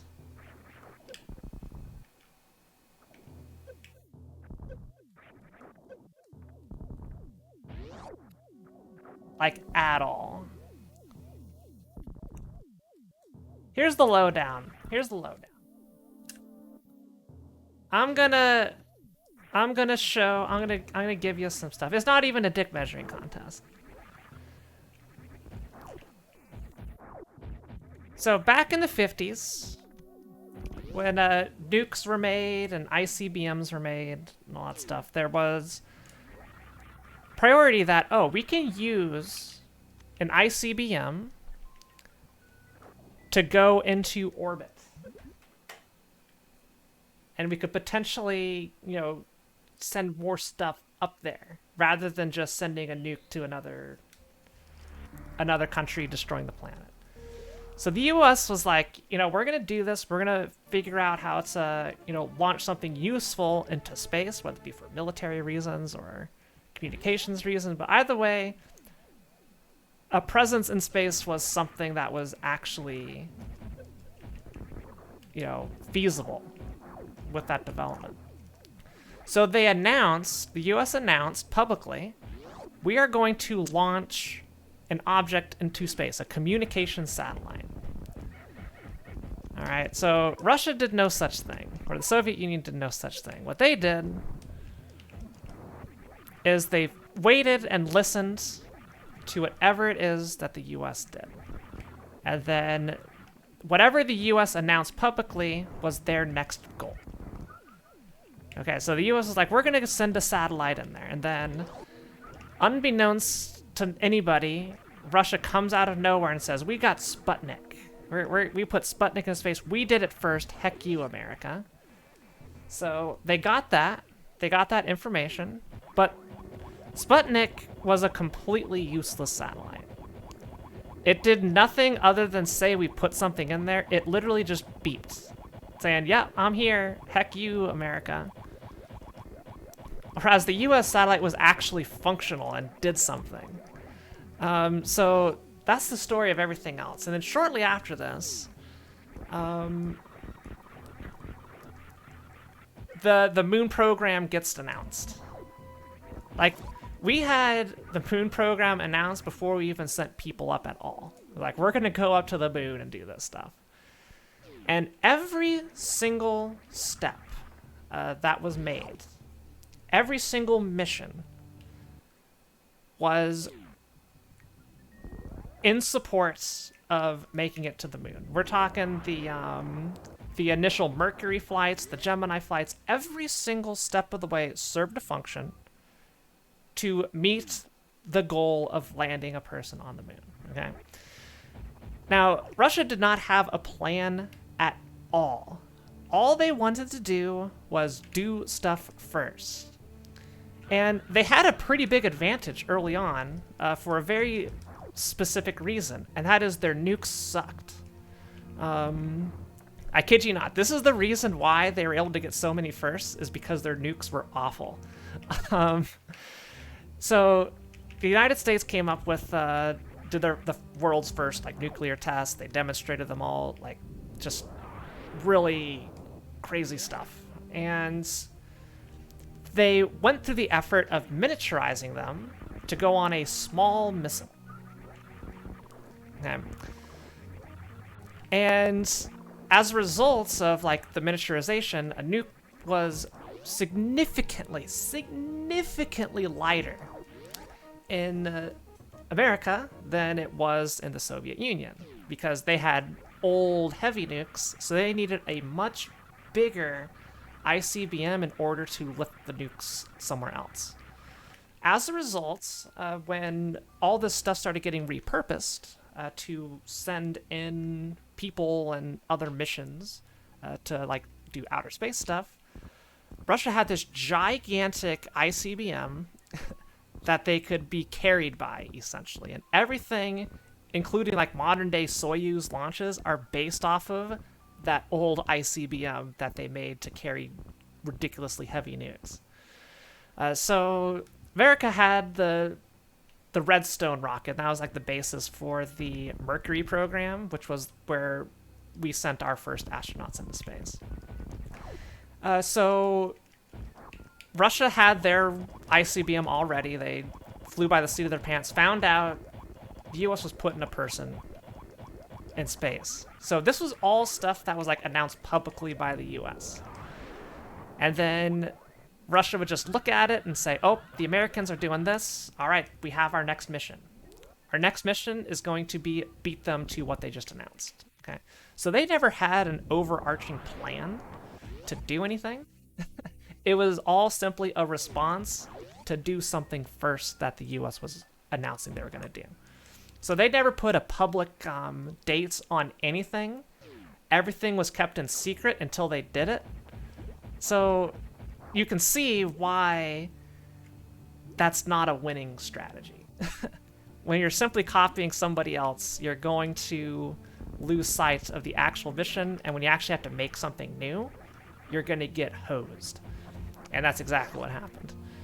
So in order to prep for Apollo, the moon missions, so during this whole time, the Saturn V rocket's in development, while they're testing all this smaller stuff, because they knew they needed something big.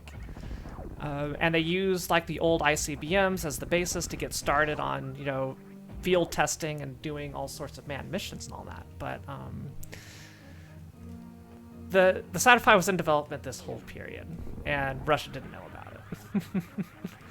Now, there are several steps that needed to occur in sequence, because remember, in the 60s, all of this was first. None of it had ever been done before. So a couple things needed to happen, and there was a plan. In order to go to the moon, you needed to accomplish several things. You needed to launch multiple people, not just one person. So you need to have life support systems and all that stuff for multiple people to go. You needed to do a reconfiguration in orbit to basically assemble your ship, reconfigure your ship to make it to the moon and do the landing. So that's like docking procedures and all of that. That needs to happen. You need to, you know, have some sort of lander to get onto the moon, and then you needed to get back, reconnect, and then re-enter on your way back, you know, so a whole bunch of steps. And the way the US approached this was very, very logical. So they first launched one person up. That was Mercury, the Mercury program. After that, they developed a new capsule in order to send 2 people up. That was the Gemini missions, which was like a modified ICBM, but largely a purpose-built rocket for that. Now, when Russia got news that the United States was sending multiple people up in one mission, They're like, ho, ho, ho, you're not going to do that. So what they did is they took their Soyuz capsule, I forget what actually one it was, their first capsule that they send like Yuri Gagarin in. They stripped out a whole bunch of stuff, including life support systems and everything they can, so they can shove one more person in there to say they did it first. Whereas the US built a purpose-built, we're going to have 2 people here for this mission, okay? So you can see a trend of how they start doing the thing. And the only reason they did that is because the US said, we're doing this on this date. So that gave Russia the thing, okay, we are launching this no matter what before this date. After that, after Gemini was done, they needed to figure out how to rendezvous in orbit. So this was very, very important because if you don't know how the Apollo missions worked, they needed to basically detach the capsule as well as the lunar module, the LEM, and do a flip, basically do a 180, then reconnect. The reason you have to do something like this is because when you're launching, you have to have everything stacked a certain way. And because of the way it was stacked, you could not access the lunar lander in the launch configuration. You had to reconfigure so the crew could go in there and do that without going into the vacuum of space, because that'd be bad. That'd be very, very bad. Don't go in there. And so what they did is they announced, we are going to be doing a rendezvous of 2 spacecraft. We're going to launch 2 spacecraft. We're going to rendezvous together, meet up, so we can do that. So they purposely built an adapter so they can connect 2 spacecraft together and call it good, you know, prove the concept works. Prove that you can dock 2 spacecraft together in orbit. Russia sees that this is going to happen, so what do? They send 2 of their small little capsules up. They get them close together, but they don't actually do anything. They just got them within like a certain distance of each other and say, look, we did our first rendezvous. We waved at each other through the window. And then they claimed victory and all this stuff.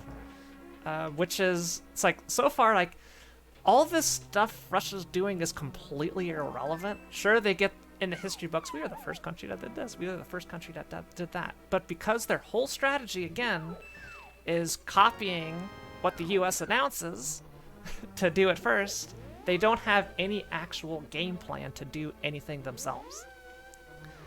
And every single step the US took was a logical progression, getting them 1 step closer to the moon.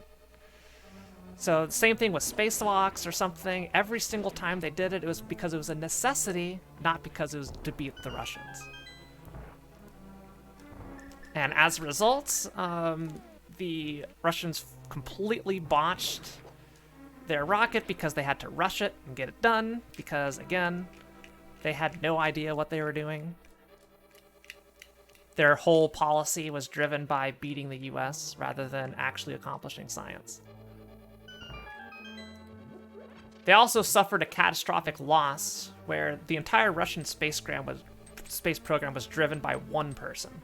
It's like we had Werner von Braun, they had an equivalent, essentially. He was really, really smart, knew what they were doing. And they died for some reason, I feel preventable, partway through, and they had basically nobody else who could do it. Well, that kind of ended their hopes and dreams. You know, plasma beam. So this is why I think calling it a space race is silly, because it was never a race. I mean, the media like to bill it as a race because ratings, but it was never actually a race.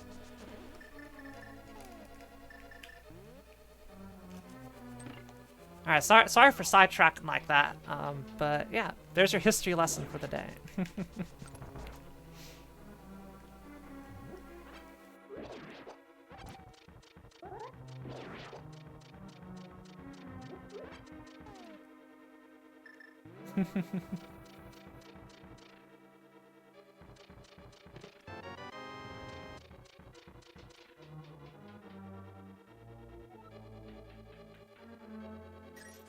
Yeah, but whenever you see astronauts launch on a Soyuz, which is what Russia still uses, that was based off of a giant Oh, I never mentioned this part about the ICBM. The reason Russia was able to do this is because they started with a super oversized rocket to carry their super heavy nuclear weapons, and the US started with much smaller rockets because they had optimized the process to miniaturize a lot of it. So as a result, they started with the smaller thing that they couldn't rely on. So they had to come up with purpose-built stuff for humans. There you go. Thank you for coming to my TED Talk.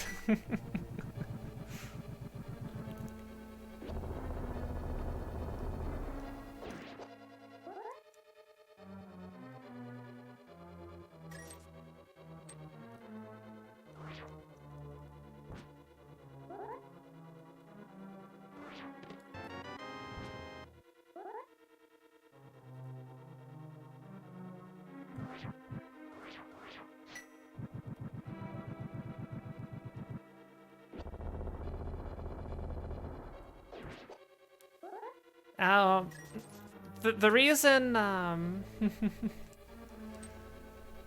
the space program finally fell off after that is because a lot of the reason NASA did get funding is because Congress was mad at Russia. NASA didn't really care about that kind of stuff. They weren't racing for first. So they had their mission, go to the moon. That was it. But public perception and Congress was like, oh, you know, we did it. We beat Russia, even though it wasn't really a contest. Now that we've done it, we're going to shut you down, end the Apollo program. We're just stopping here. Good job, everybody. We did it. Go home. And NASA's like, wait, but the science. There's so much science we can do here. And ever since then, it's always been a battle to get funding for space programs. I'm amazed the ISS got built. I mean, that is an incredible piece of work. I'm amazed it got built.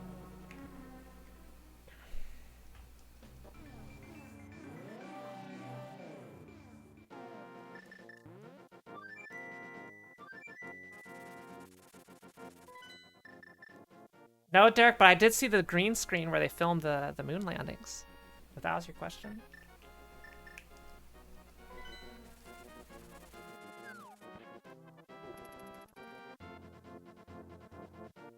Where do I want to go?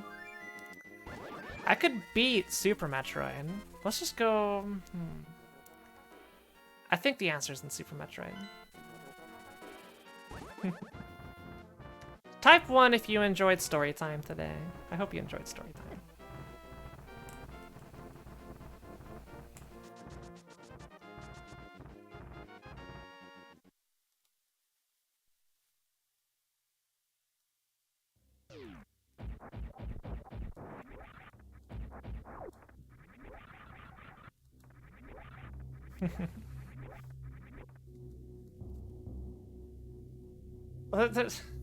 I can't promise more of that because that was like one of the most interesting times in modern history was the 1960s and everything going on with the Apollo program and all that. Like, really one of the most interesting topics there is. So it's going to be hard to keep up something that interesting because I started with the most interesting thing.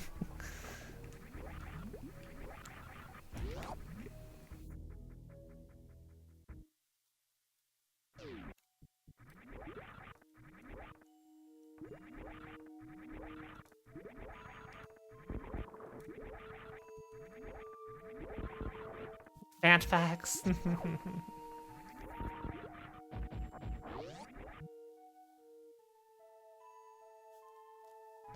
Now, this may be one of the biggest 180s in conversation topics I've ever done. We went from talking about not safe for work commissions and how big my boobs should be in those, to booba mouse pads, to lewd tubing, to we're talking about the history of space.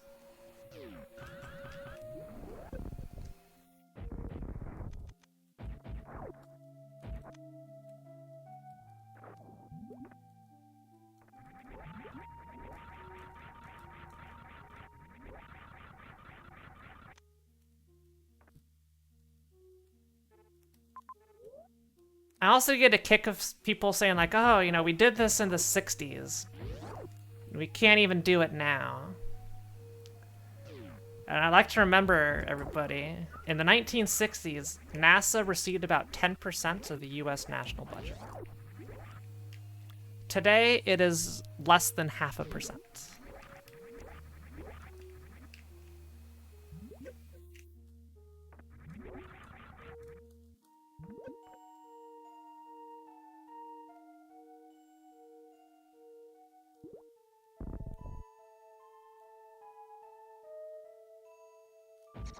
There's also way more Congress meddling. Way more pork barrel projects, and it's like, we'll let you do your science, but only if you do it in these states.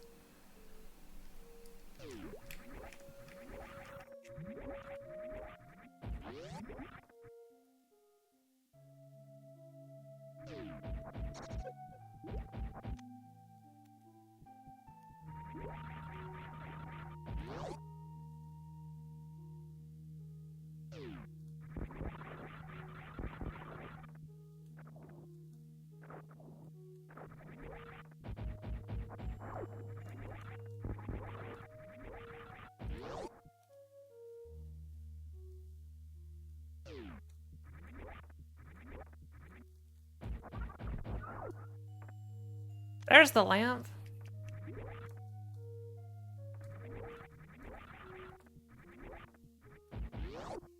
I'd say it is worth going to one of the coasts just to see stuff in person.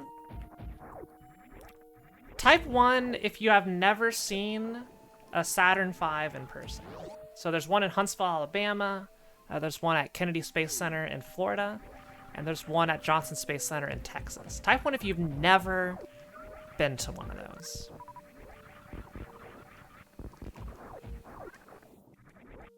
Going.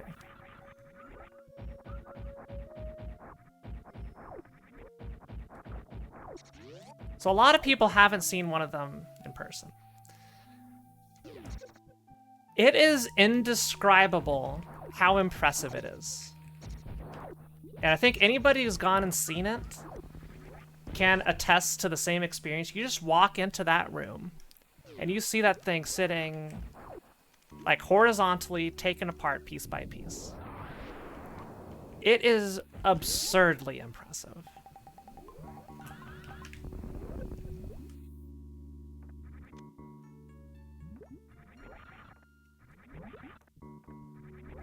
I don't know what it's like 30 some odd feet.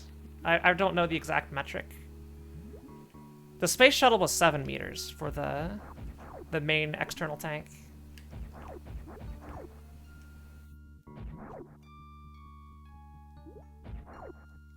Well, we'll come back here.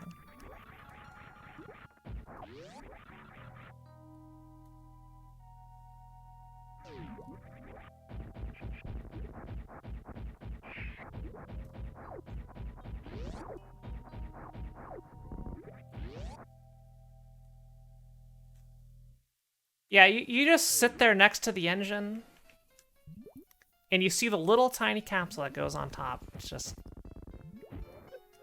what they accomplished in the 60s is nothing short of extraordinary.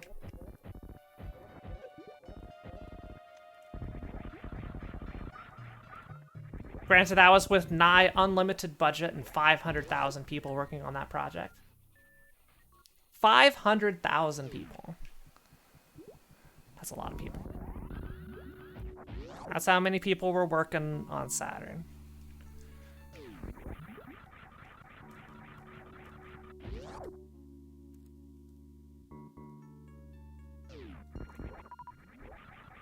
Spoilers, that's a lot of people.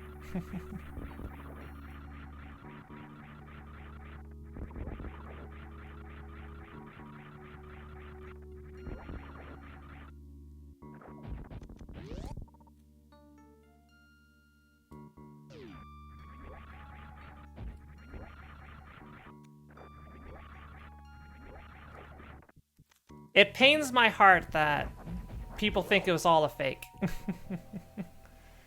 Nobody takes those people seriously. I don't need to argue that this stuff actually happens. It just pains my heart. It makes me sad that it's like, ah, we lost this person to conspiracies. How sad. They're so dumb.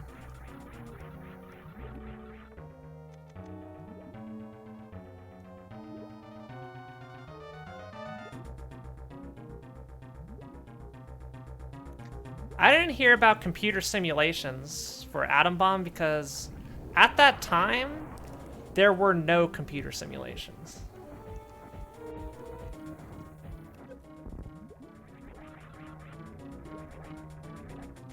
Computers were not a thing. The first time like programming happened was basically for Saturn V. Saturn V, the first probably real applicable use of programming.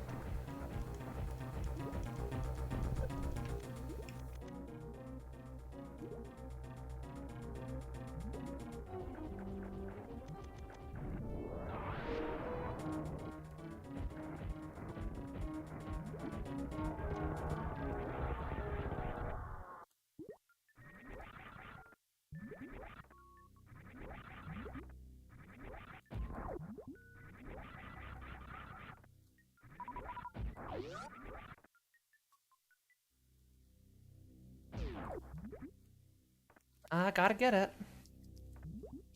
Where's my bow? Dang it.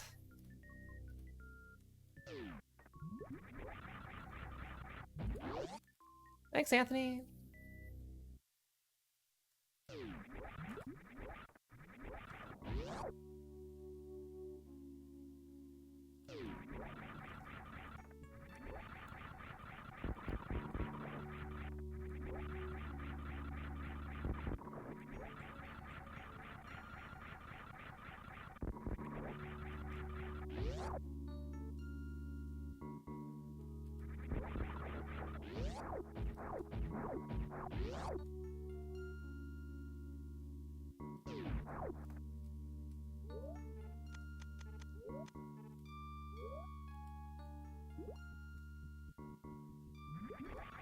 Yeah, and that's not to say they couldn't accomplish anything. It's just the computers that they did have were designed to do one thing. Very, very, very specific things. And that was enough.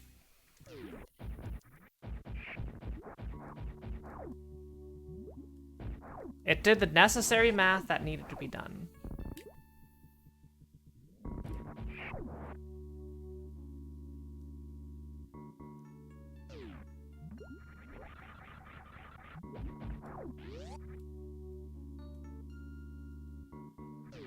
Yes.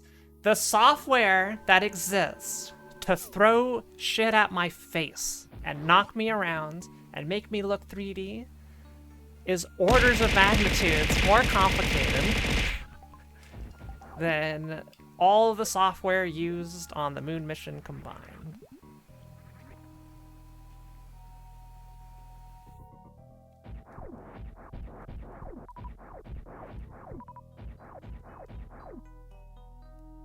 Would Henry Ford be proud his cars suck? To have his name on them?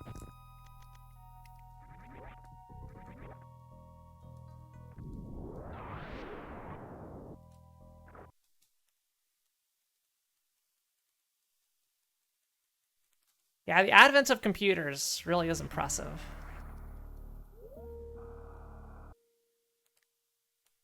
That was our last major innovation. The transistor. Everything that has come from that is still just extensions of making things with more transistors. Haven't really had another paradigm shift. It's like the extension of that, like cell phones, consoles, monitors, all that, still based off of that.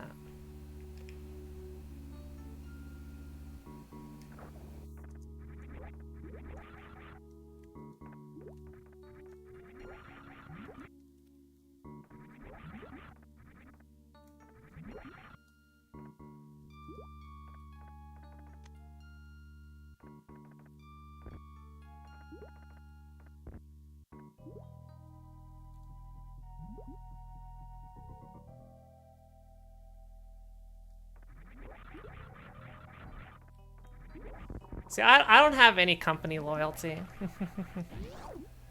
to anywhere. I will go in, I will do the work required of me.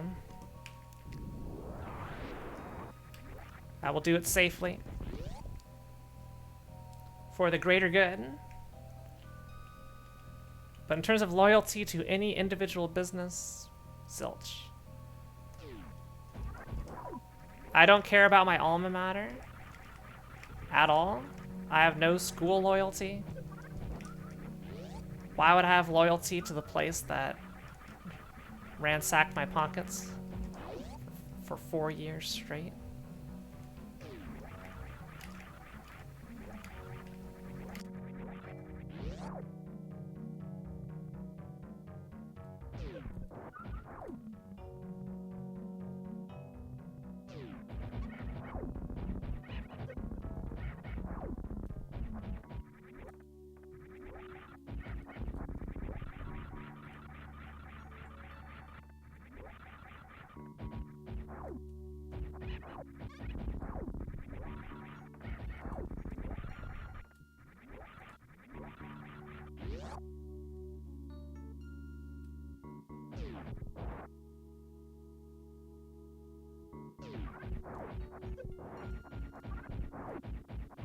I'd love to do business trips to desirable locations.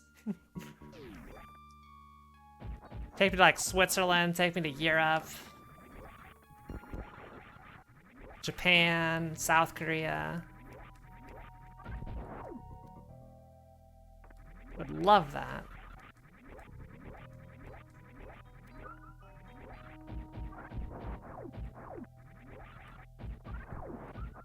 Yeah, heck London. London was the worst part of Europe for me. I hated London. Sorry, London goers. I hate your city. London was the worst travel experience I had in a while. I'm still trying to get my clothes back from that damn city.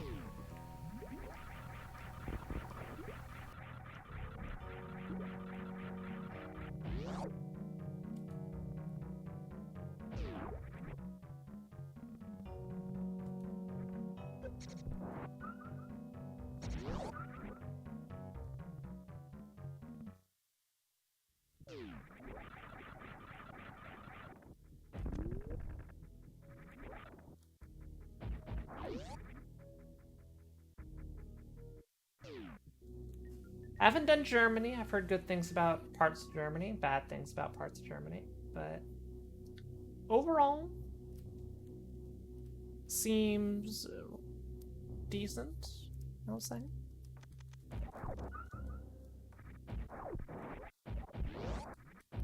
Switzerland was fantastic. I love Switzerland. Mainly because the Matterhorn is super cool.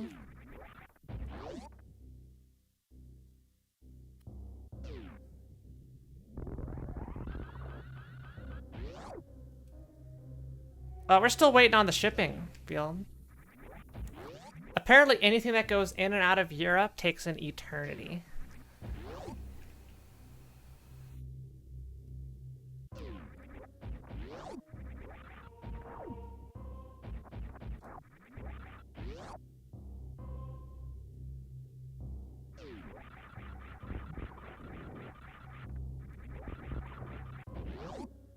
It's gonna be like 6 months by the time I get my clothes back.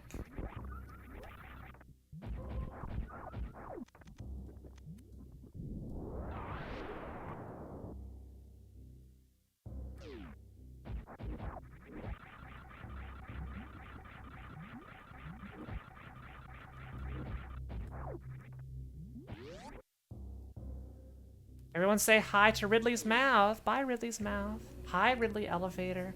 Hi, Banger OST.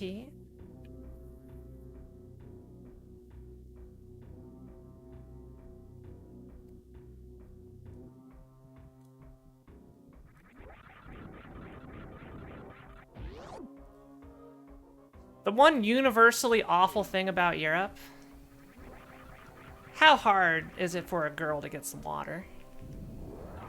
They make it such a pain to get any sort of water.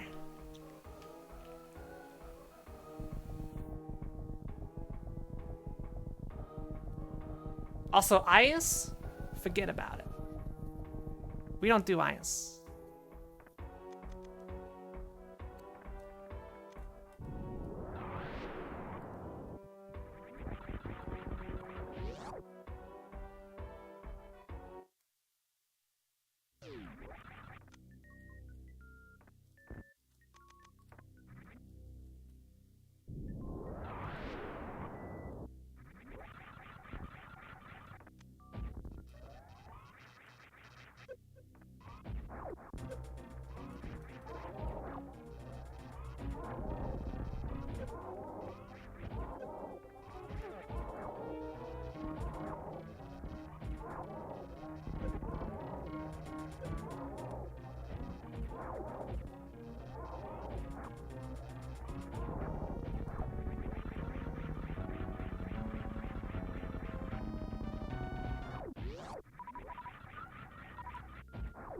I will say, no tipping is incredible.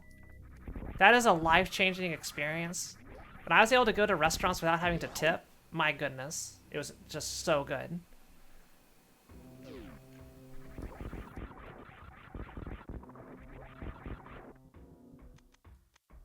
Tipping culture is the frickin' worst.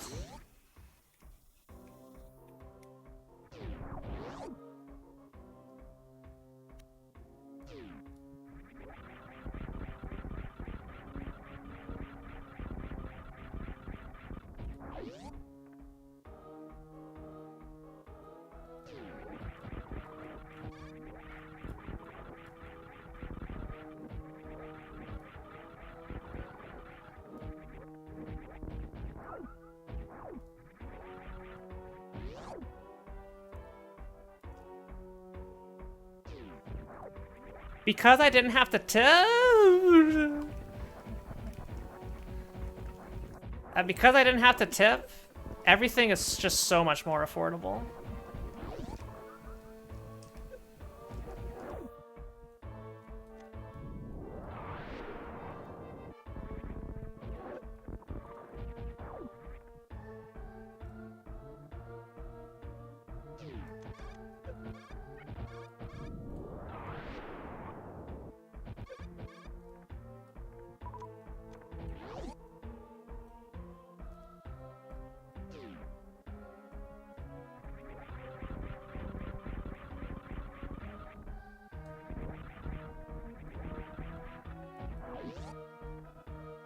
Yeah, non-optional tipping is just, and a tipping expectation is just stupid.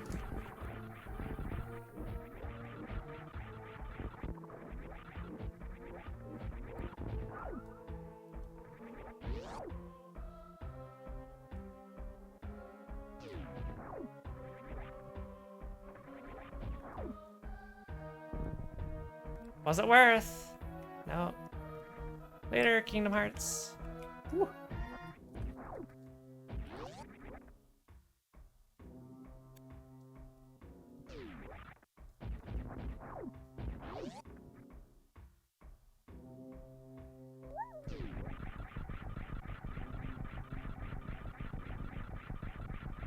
Mark's Mania, thanks for the $6.90 tip.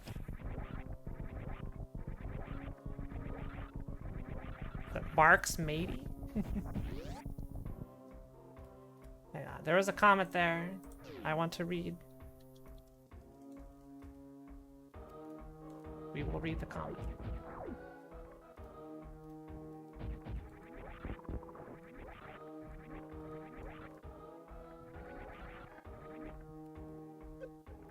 Booba and Docky. Alright, so here's the lore on the Docky. For those of you who don't know what the Docky is, a Docky stands for Daki Makura. Makura being the Japanese word for pillow. And a Daki Makura is a hugging pillow, aka a body pillow. Now, I've said this before, and I am not changing on this. At 5,000 sub points, the body pillow is unlocked. I will make a body pillow. At 10,000 sub points, you get the not safe for work body pillow. put it all out there for 10,000 subs.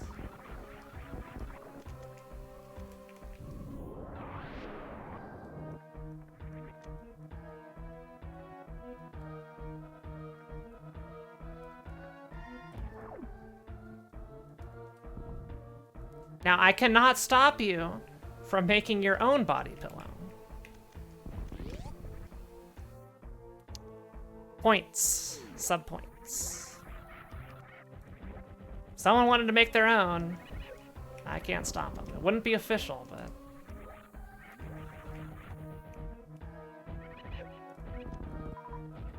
you could do it.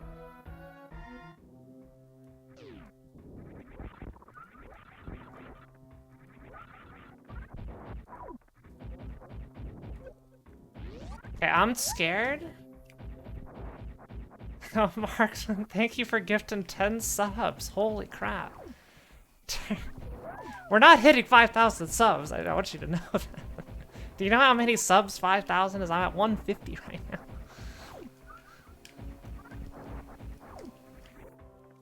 now. Yeah, Derek, thank you for gifting a sub as well. Jayo, god damn. Jayo, thank you for gifting a sub. I appreciate it. You know September is like in 2 days, right? Where this stuff is discounted.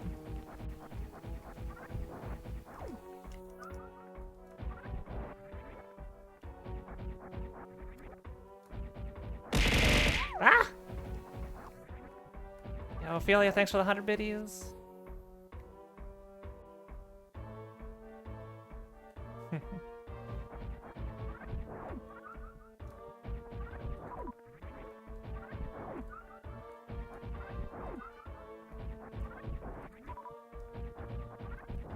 Yeah, I said it's 10,000 sub points for the not safe for work body pillow, where I put it all out there for the public. 5,000 for the safe for work body pillow. Then I also said I can't stop you from making your own. It's not like people don't know what I look like. Ghost Strike, thanks for the 100 biddies. We also talked about the Booba mouse pad, which is now $100 away from being fully funded.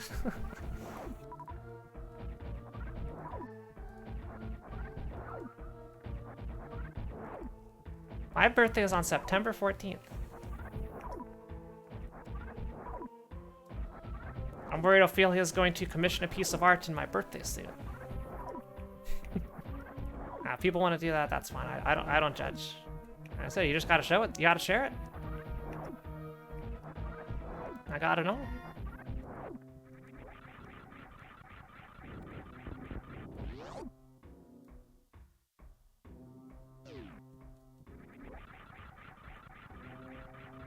Remember like 30 minutes ago we were talking about space and the entire structure of the United States space program in the 1960s? Remember that? Now we're talking about dockies.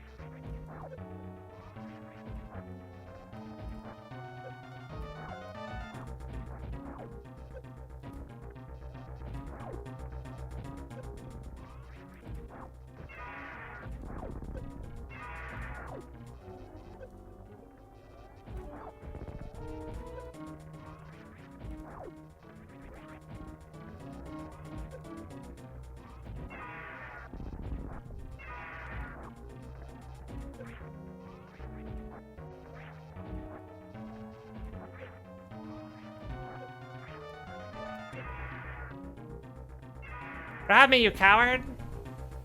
Oh, you're not dead yet. Nope, you're dead. Okay, yeah.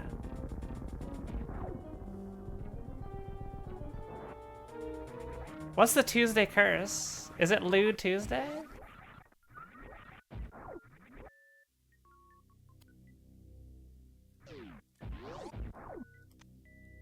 Derek, I work in space.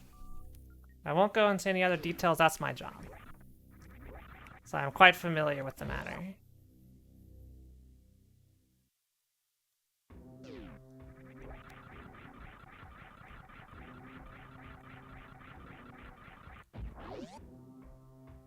Happy Wednesday, Penjelly!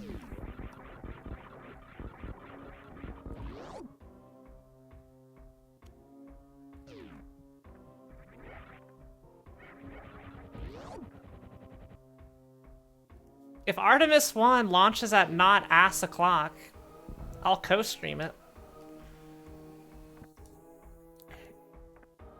If it does happen at ass o'clock again, I may just do a watch party after the fact, like a rewatch.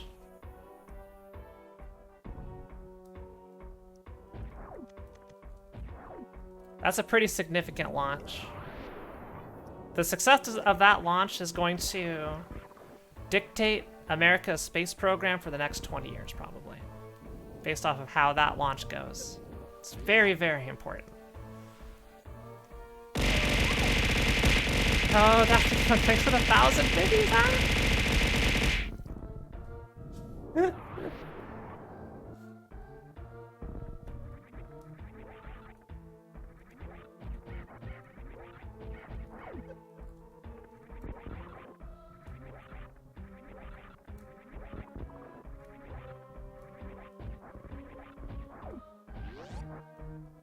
Looks like it was just narrowly out of the hype train. Heck.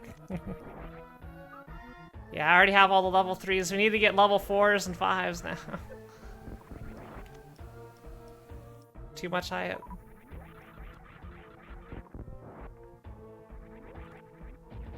Bathicon, your bits are still very much appreciated. Thank you.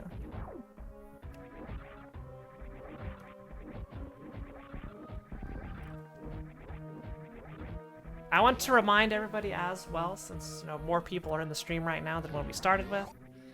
This Saturday, we are starting the playthrough of the Quarry. With the caveat that it is chat deciding the fate of everything. I am just the pilot. Chat plays the Quarry, so I will be piloting the game, and anytime a decision must be made, chat, you are going to be making that decision.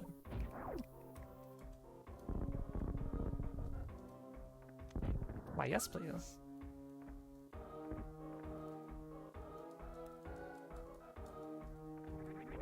I think it's the best way to play that game on stream.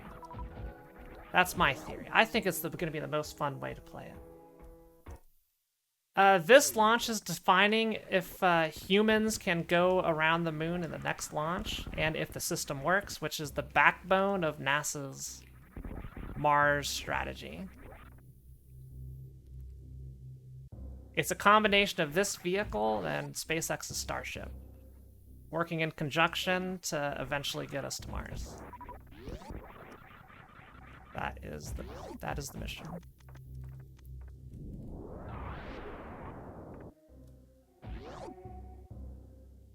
It was supposed to be yesterday, the launch, but it got scrubbed due to a leak in one of the engines. So what they're doing is investigating that, and there's going to be a press release. I'm not sure if there's a press release today or tomorrow about when they're potentially rescheduling it to. It's not a deal breaker issue, but it is something that needs to be addressed. Remember Link to the Past? I remember Link to the Past.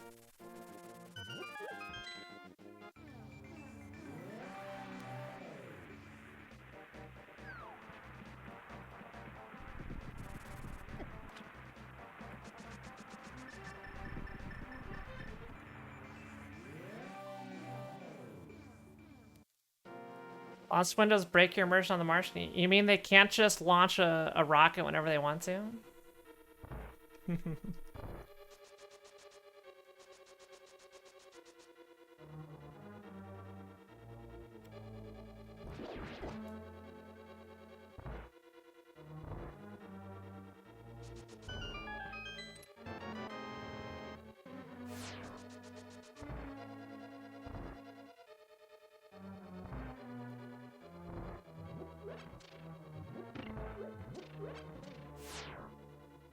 I need more Delta V.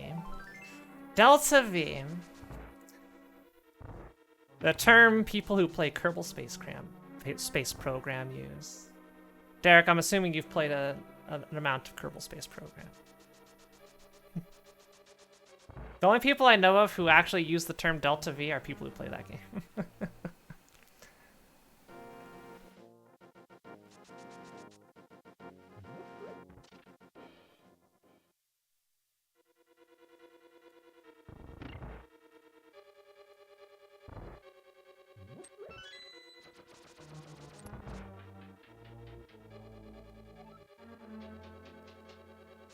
Like, that term has been used at work, but...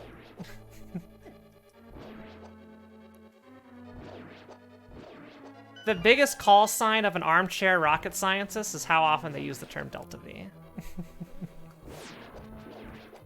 I'm not insulting Derek here. I'm just saying an interesting observation I've had.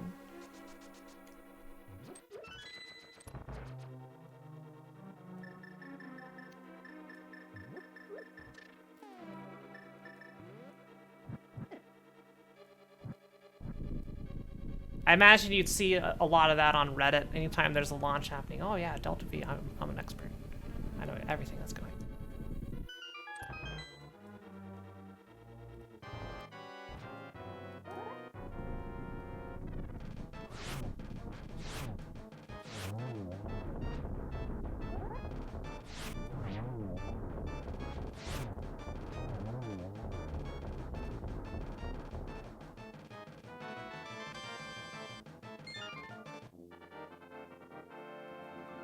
Now tell me, did they tell you about Max Q?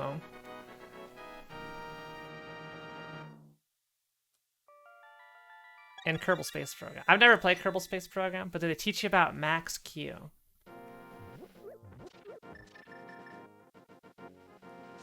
Max Q is very, very useful.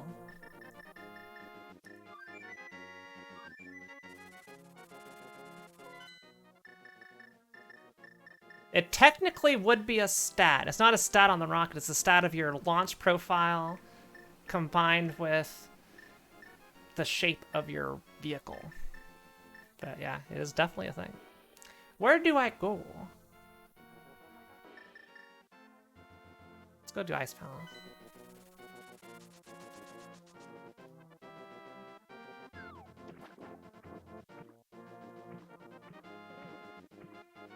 I keep saying, if I do Kerbal Space Program, I'm gonna try and accomplish the goals in the dumbest way possible.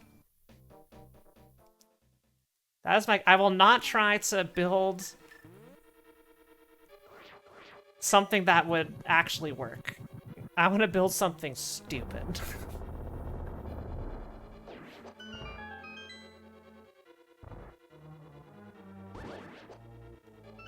Does it tell you what Max Q actually is and what it represents? Or is it just a number? I hope they tell you what it is. It's very important. I have another fun space fact about Max Q after I get this question of how Kerbal Space Program labels it.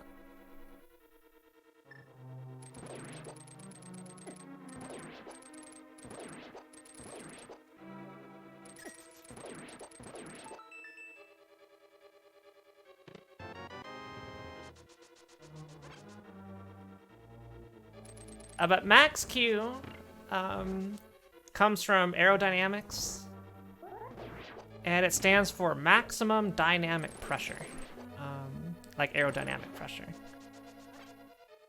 So Q is just like, the reason it's called Max Q is because that's the variable that's used in the equation that calculates this pressure.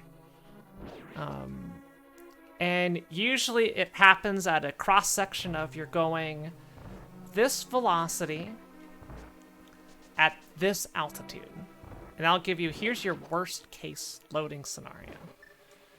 And what that means is, that is the points in your flights, in your launch, where your spacecraft is going to get stressed the most due to external conditions acting on it.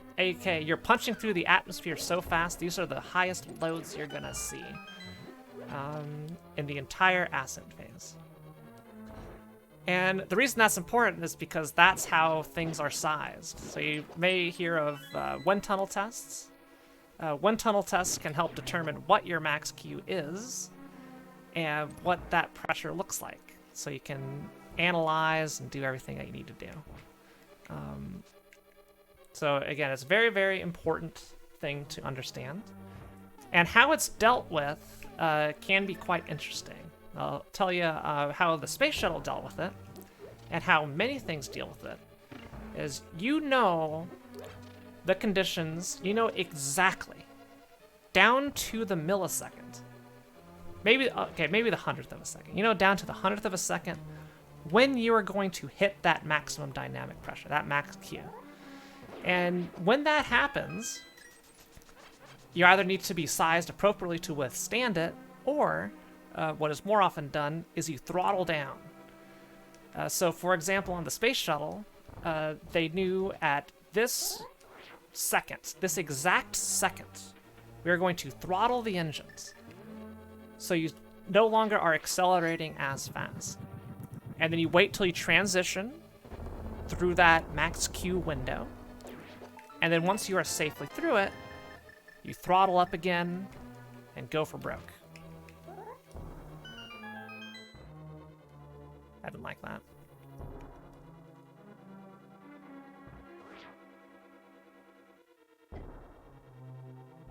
Okay, that's a new one.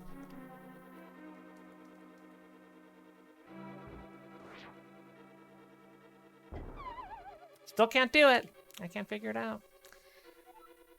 So you can experience this, and I think this is great. If you go to Kennedy Space Center, there is, oh my god, a space shuttle launch simulator that you can go to, which is quite entertaining.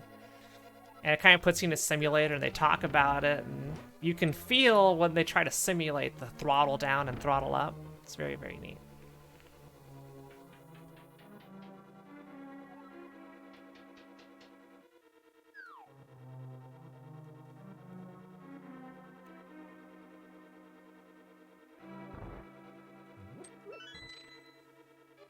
So that's also like one of the scarier parts of the launch. Once you've made it through max Q, you're generally home free.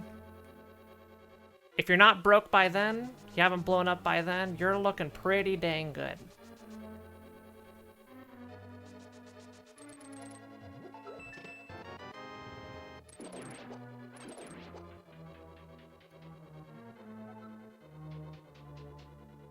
Oh. This reminded me of another fun fact.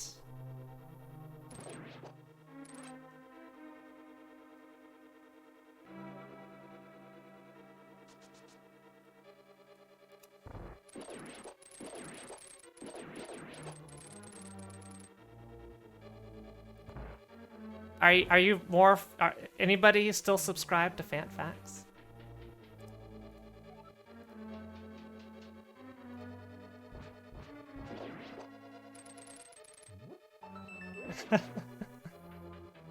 Nice, Catholic girl. I'm glad I can make sure the girls get their E. Literally can't unsubscribe. Okay, here's another Phant fact. It's more like just an observation. So, SLS, the rocket that is the baseline of the Artemis program that was going to launch on Monday but got scrubbed, it's largely based off of the space shuttle design. So it's very obvious to see. It's kind of like you got a longer, you take off the space shuttle, you take what remains, and you kind of just lengthen it out, make it longer. That's kind of what it looks like. That's largely what it is. The dimensions of the rocket are the same in terms of width. It's like the same with solid rocket boosters, all that stuff. Now, you're thinking, how do you assemble something like this? Because this is made in a whole bunch of different areas around the country. SLS is the big core stage, the big center part is assembled in Louisiana, just outside New Orleans. And that needs to get all the way to Florida. So they put it on a barge, and ship it all the way that way. And when it lands, it needs to, or when the space shuttle lands, that thing needs to, you know, get back to Cape for refurbishment. So what do? They ship it on a barge, they put it on a train. And because of this, you have to design this whole thing to fit on a train, which I find very interesting. They have this giant rocket that's designed on a train. Now, if you go look at a train, you look at the gauge of the track and the width of the track, it's a very specific width. And that width of a train track is kind of based off of a carriage.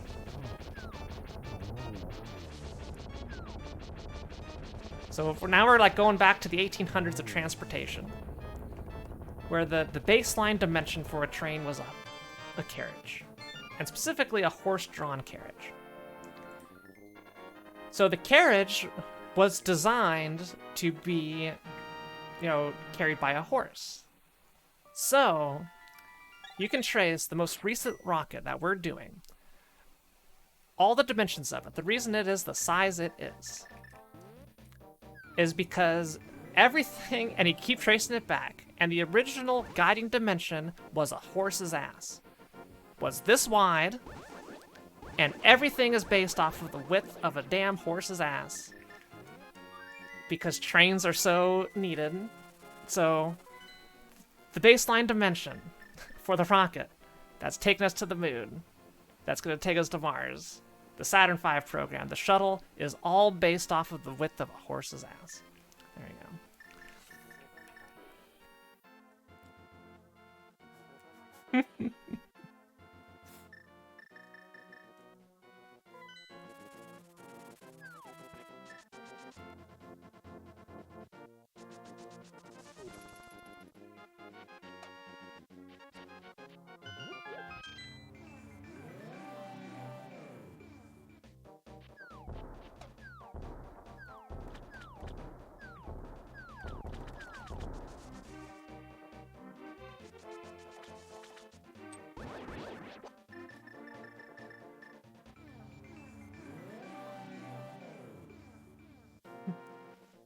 It's like, you ever wonder why a foot is the length of a foot? Why a meter is the length of a meter? Someone had to arbitrarily pick at some point, right? Someone had to arbitrarily decide how long this was.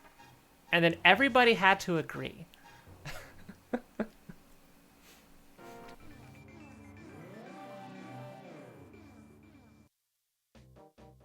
I don't know the history of the meter. Do we know who initially defined it? Same with like the weight of a kilogram.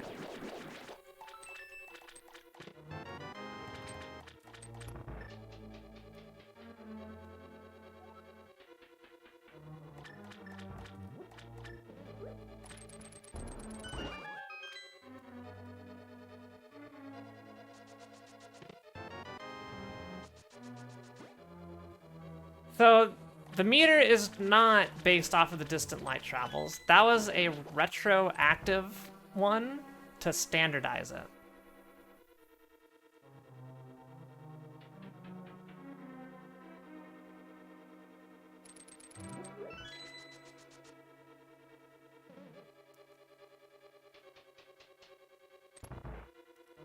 They redefined the meter to be based off of the speed of light to make it a perfect unit. That's not the original reason why it is that long. Kind of like the seconds. So look at this. The seconds is defined as like the rate of decay of some cesium atom or something like that in a vacuum. You think the people in the 400s defining the second knew about that? They didn't even know an atom existed.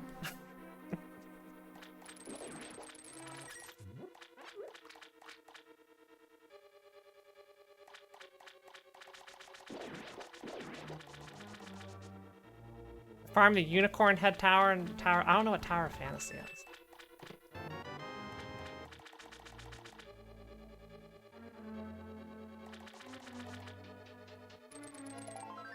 So the meter was a division of the diameter of Earth. Makes sense. I'm also pretty sure that that diameter that they based it off of initially was woefully inaccurate.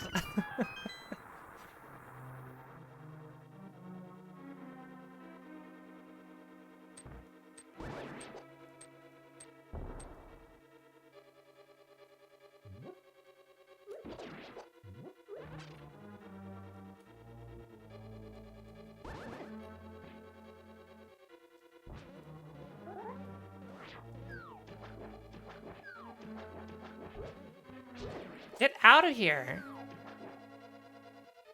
This is my party. You're not invited. Get him out.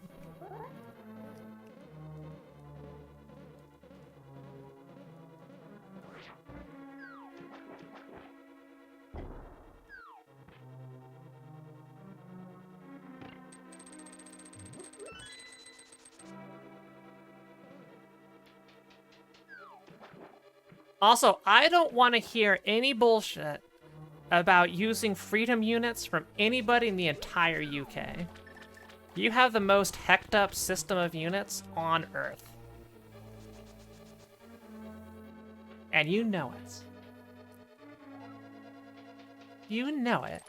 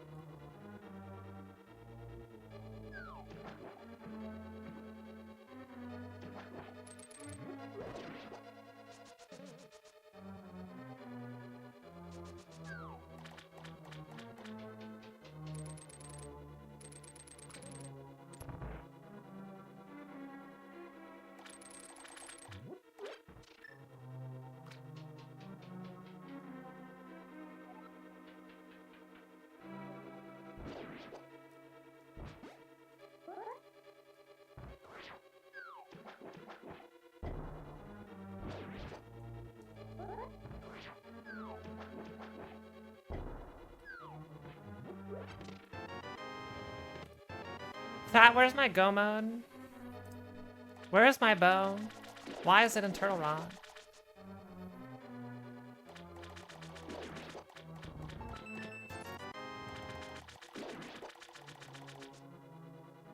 We already checked Lower Norfair. Lower Norfair is clear. Ganon has bow.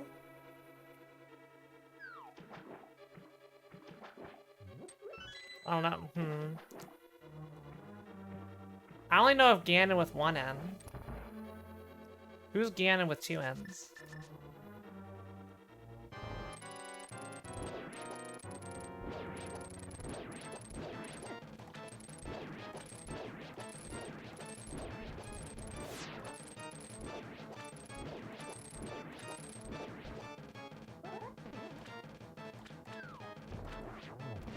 So on the series of random topics we've talked about tonight, I want to start talking about Breaking Bad. Because I love this show. I just started season 4.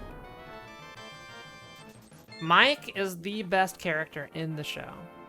Am I wrong? Or am I absolutely correct?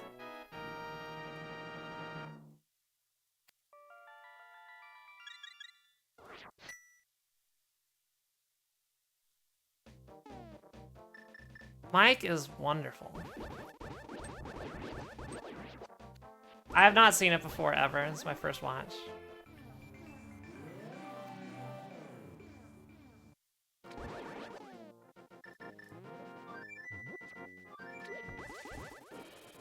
The twins, like Tuco's brother, was also freaking hilarious.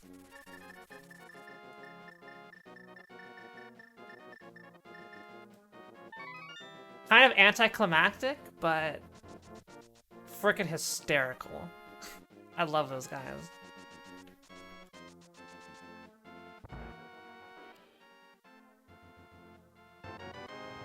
Though I'm viewing it as mainly a dark comedy, the show is very funny. Big fan.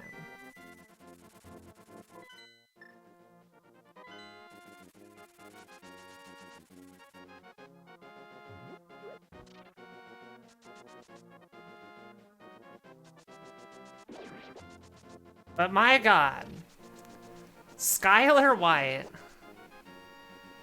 I don't know, like, I know, like, nothing of the popular opinions of the show other than this show is good. Which I agree with, the show is great. So I don't know what people's individual thoughts on characters are, but Skylar White is insufferable.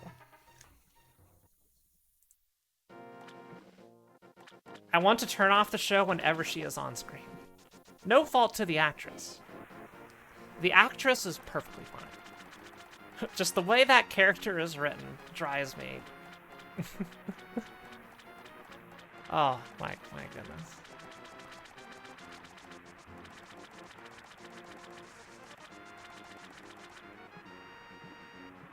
Is it a popular opinion that Skylar is just like the worst character in the show?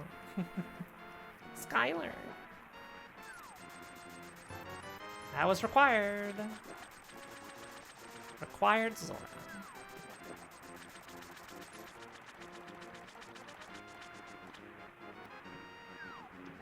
Pretty much everyone hated her, even at the time. Saul Goodman, 10 out of 10 character. I can see why he got his own prequel show.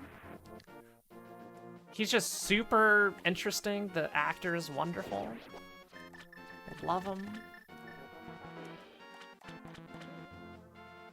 Oh, oops.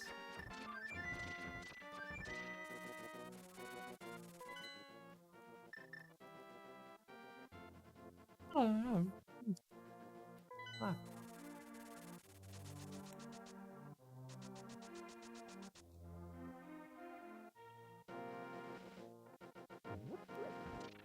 We are very limited by the lack of a bell.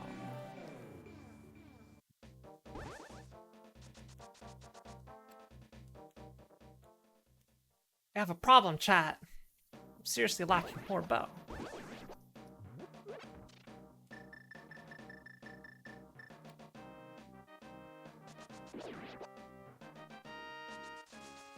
Super Metroid is full cleared, by the way. Except Shack Tool. I think I got everything else.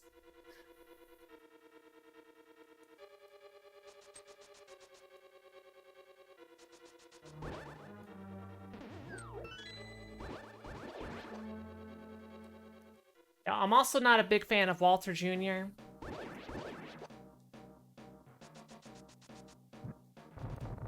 Marie and Hank are pretty good. I initially hated Hank because he was just like a little too over-the-top racist cop for me. But they turned him around. He's still an asshole, but an entertaining asshole. Once they gave him a little bit more depth.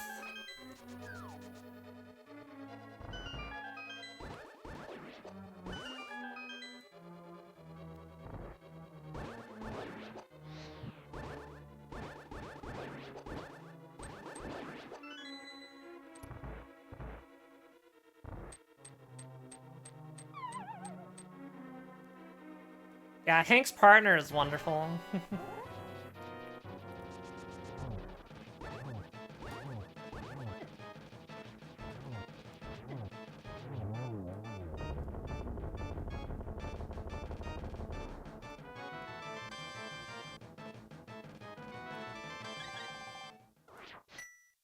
Out we go. Yeah, but I'm through the start of, I started season 4, so we'll see if Skylar can be redeemed. So far, no.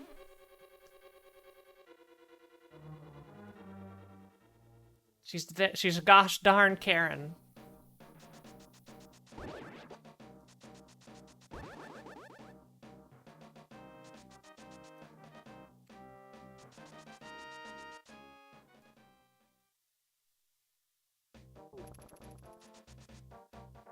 Where is Better Call Saul on Netflix?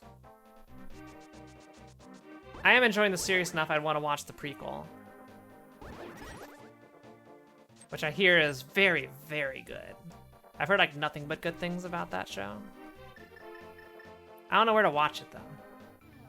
I'm watching Breaking Bad on Netflix.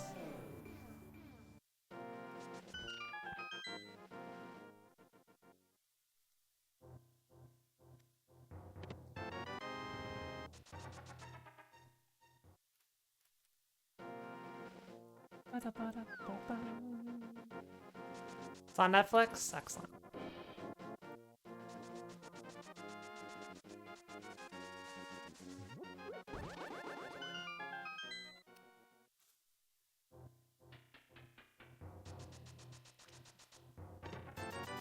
Jesse, I'm kind of hit or miss on depending on the context.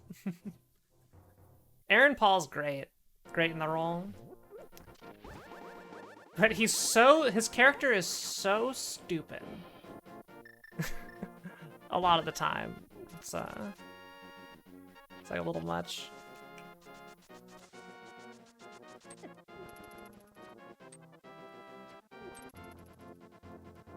I need to go check Catfish. Wait, we already checked Catfish. Did we check Catfish? Chat, did we check Catfish? I don't know. I'm gonna go check Catfish. I know we tried to get over there. I don't think we actually made it over there.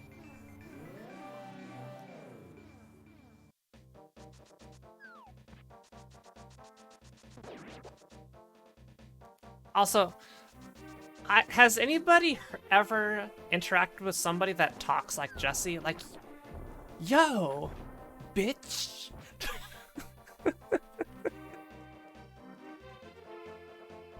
This stuff's great, yo.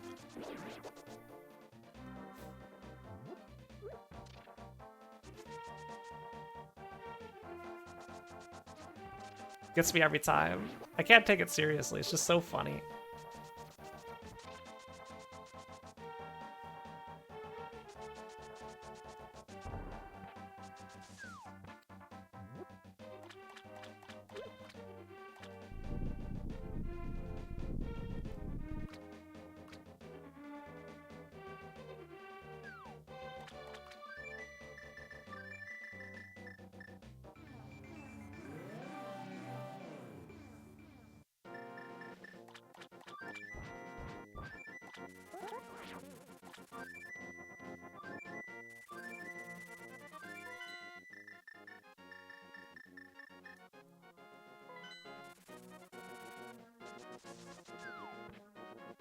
I think there is an item in Dark Cross.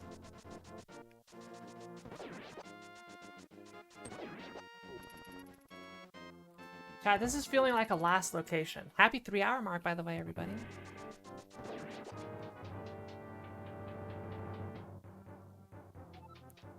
Hope y'all are enjoying the SMZ3 and random conversations on this edition of the Phant_TV experience.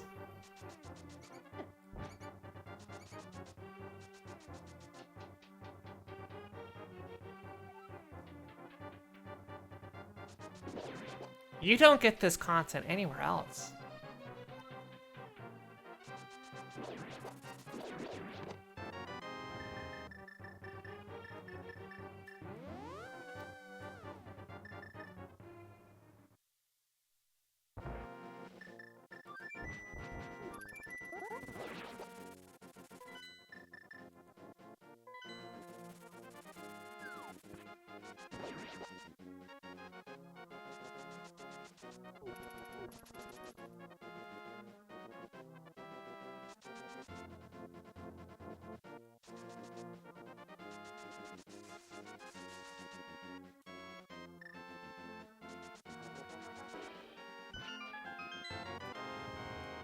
I'm out of ideas. I'm grasping at straws here.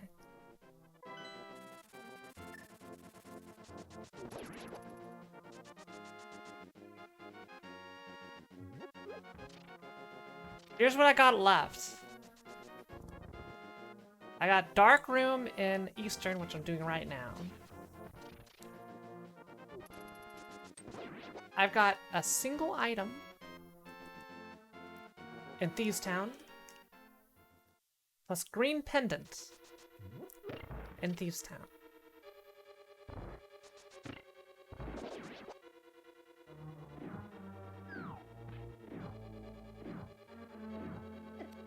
I also got a cat wanting to get into my room.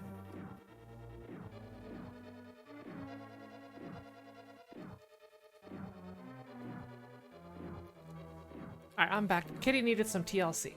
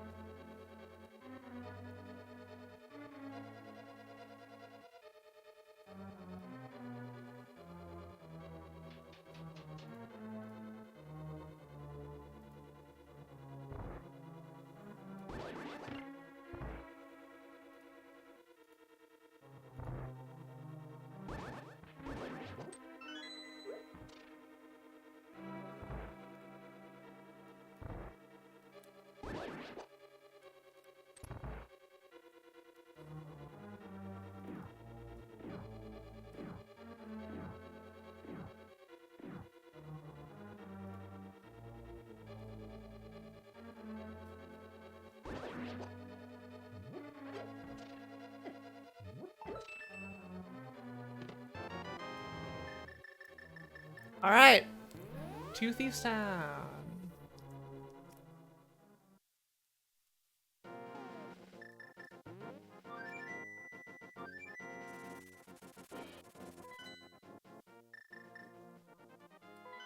Actually, we have Pyramid Fairy. Let's go do that.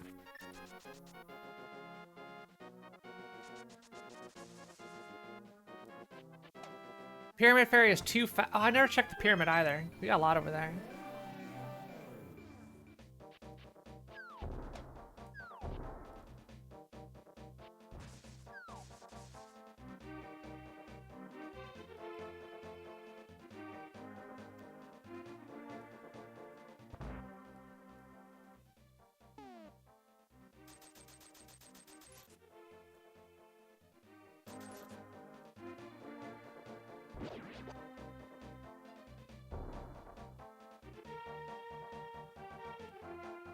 Whew. What a seed.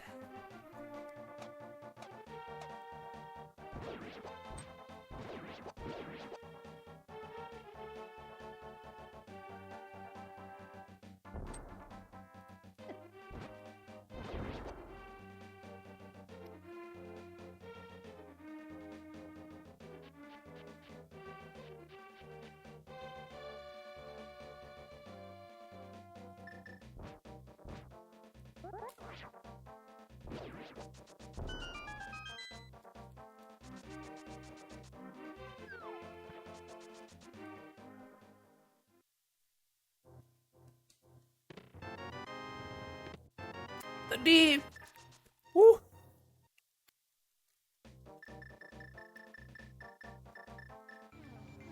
We are a cane from go.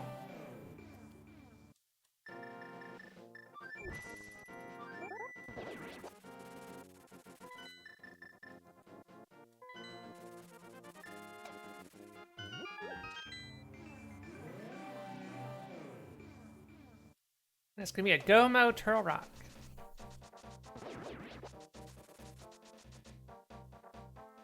I think after this we do Thieves Town.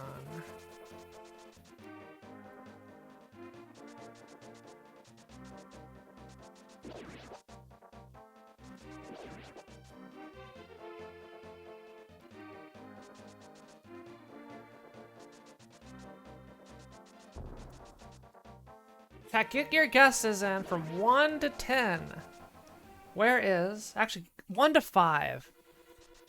Get your guesses in from 1 to 5. Where is the cane? That's basically every location left.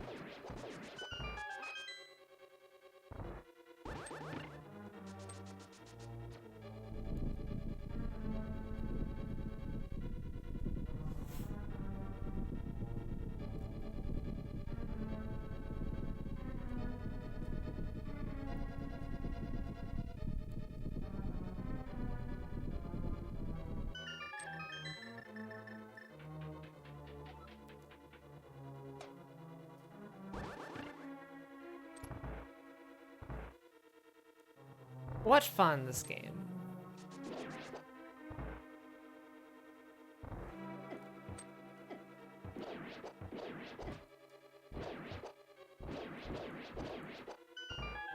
Get him out.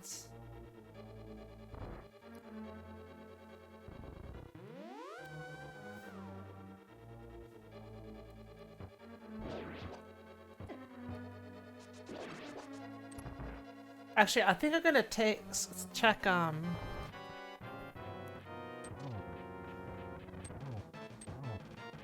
probably quicker to check the escape supers before heading into Thieves Town. That's just a quick reset if it's not there.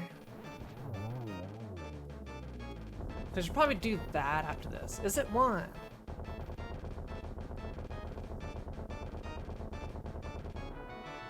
Nope.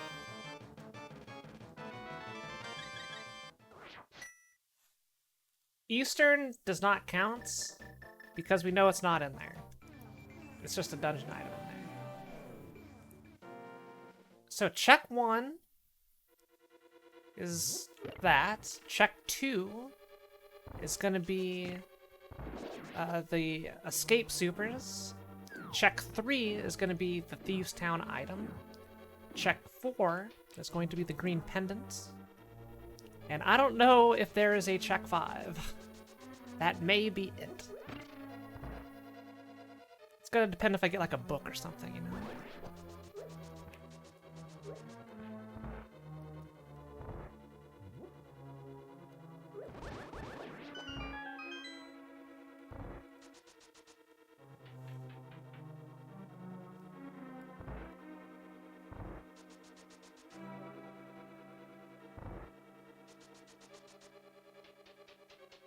Ferris item in Sector 4. Check Sector Schoolman.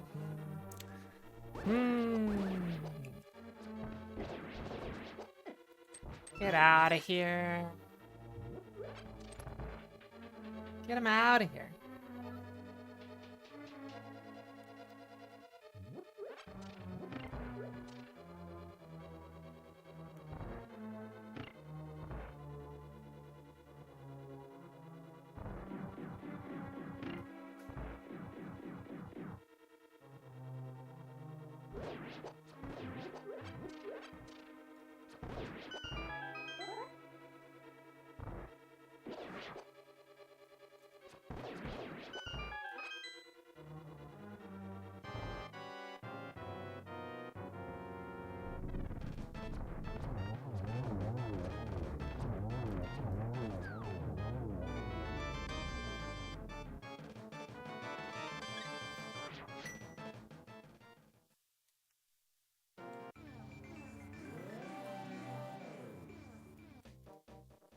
I got vacuumed into pod.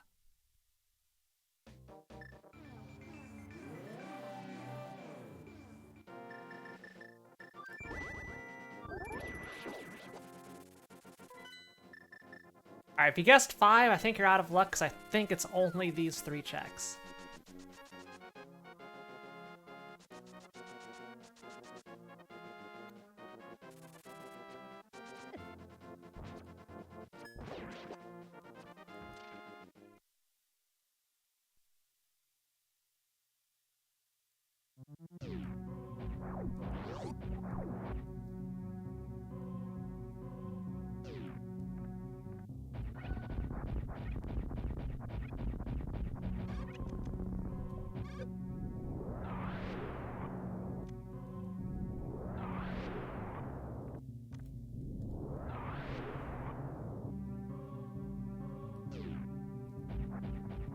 You know, where the hell is Ice Beam?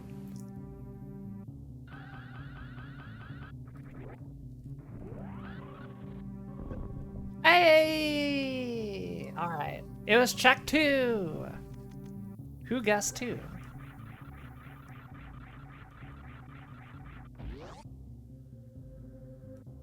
That is go mode, everybody. Actual, for realsies, go mode.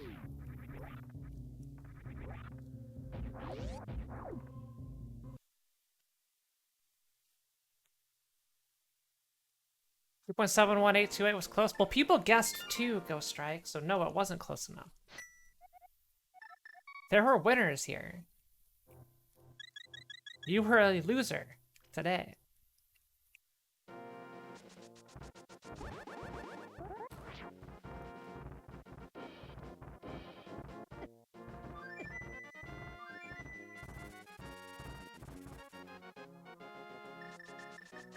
It's okay, you can't be a winner every day. I lose all the time.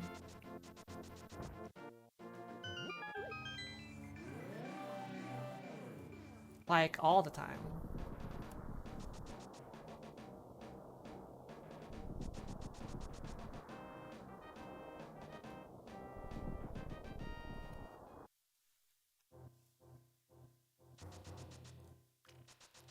Look, chat, stop trying to weasel your way out of losing, okay? Just accept the answer was 2. No more, no less, no multiples, no rounding. It was 2. End of story. Thank you.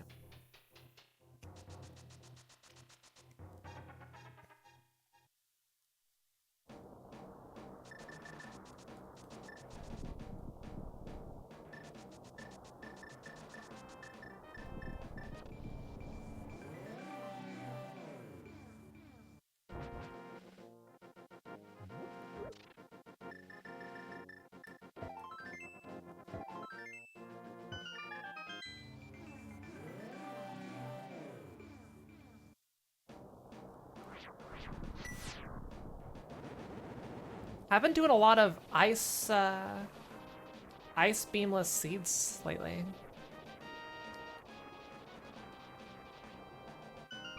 Surprising amounts. I mean, I'm not playing PS5 because it's broken. So I can't complain about it right now. I can't get new complaints about it. Let's just say that.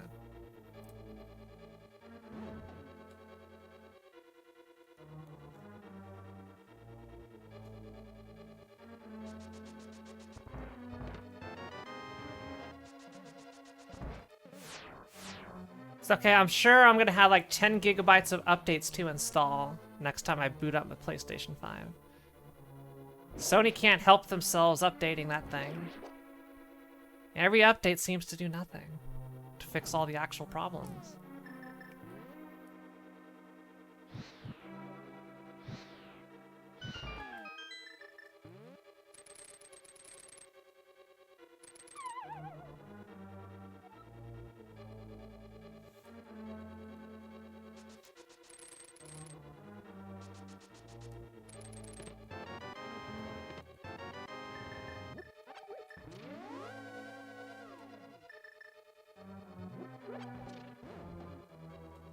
Ah yes, the good old Nintendo improved stability.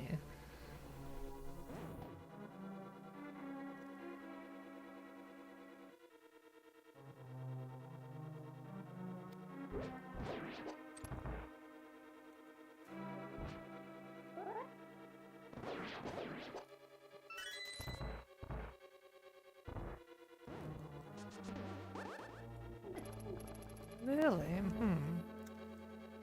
Get out of here. How?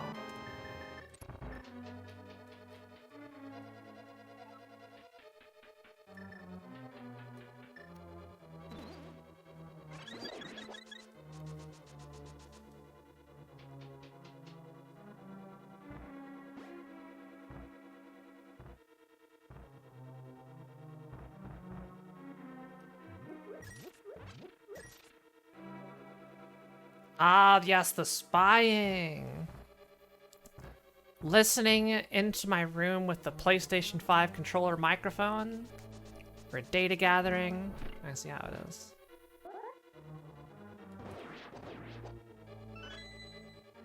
I see what's going on here. You can't fool me.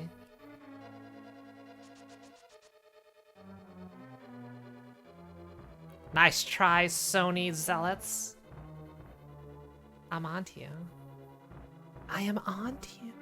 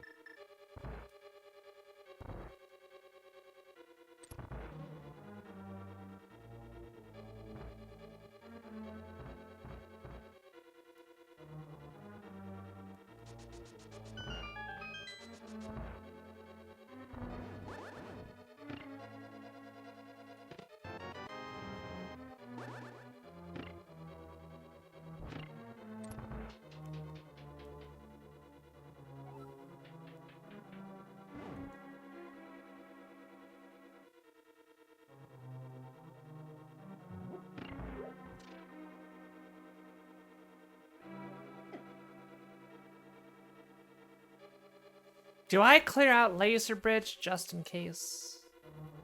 Just in case. The ice beam is here. Save a little bit of time. Actually, probably like a minute.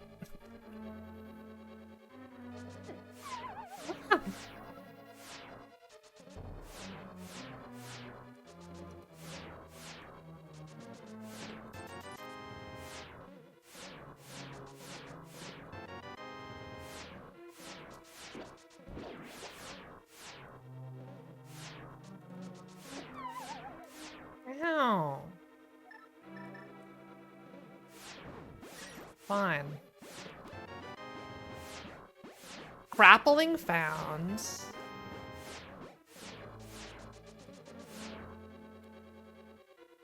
Hey, now we could do fried shrimp. Oh, wait. Oh. Oh no. Oh no.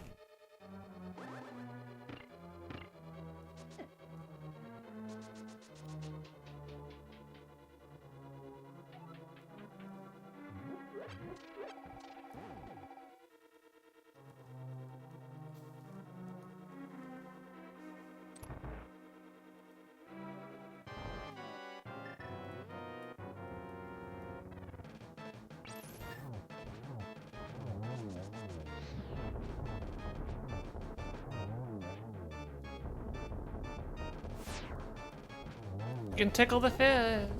Yeah, we could tickle the fish. We totally could. How about we tickle Trinex's head, though? How about that?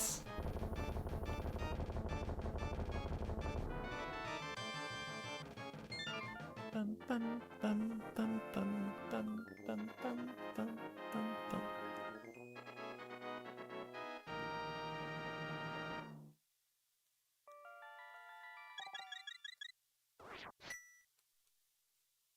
All right.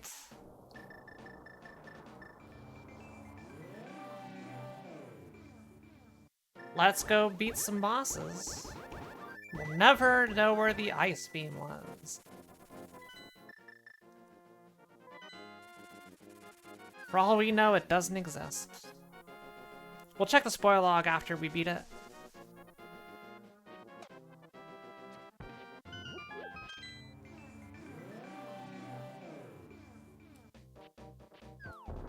My guess, it's like in GT locked Misery Mire, just otherwise locked by GT. Or Shack Tool. It could be Shack Tool.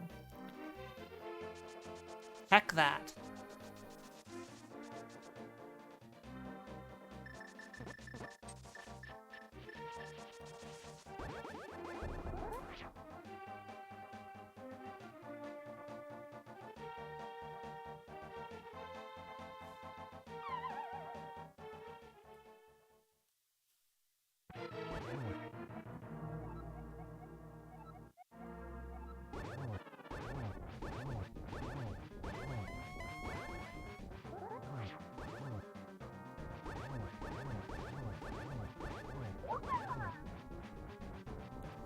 Oh, Callie, thank you so much for the raid. I appreciate that.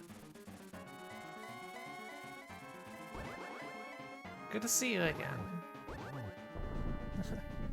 Everybody say hi to Callie and her raiders.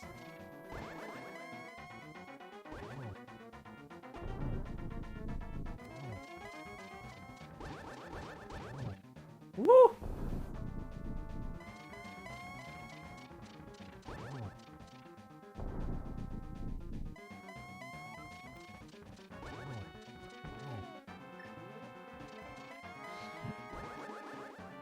Oops.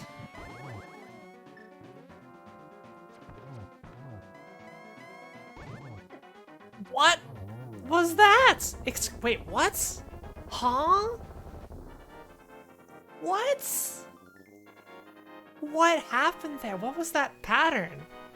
Did I like, interrupt a teleport and wait, what?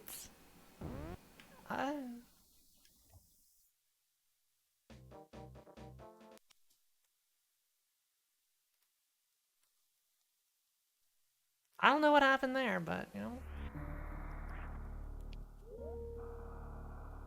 Chat. The bidding is now open for the incentive to save or kill the animals.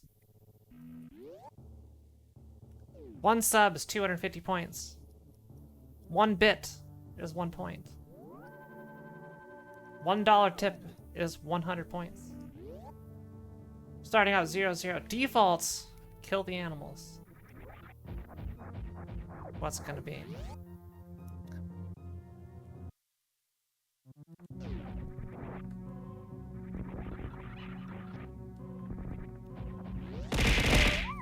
We got 100 biddies from Ophelia to save the animals.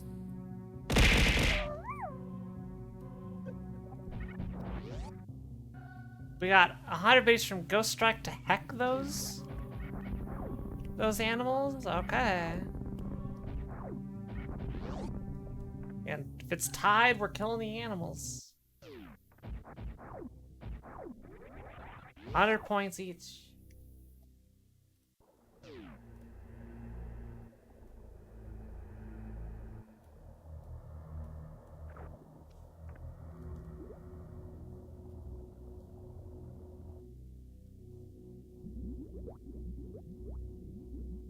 I'll try to keep track of the score in my head.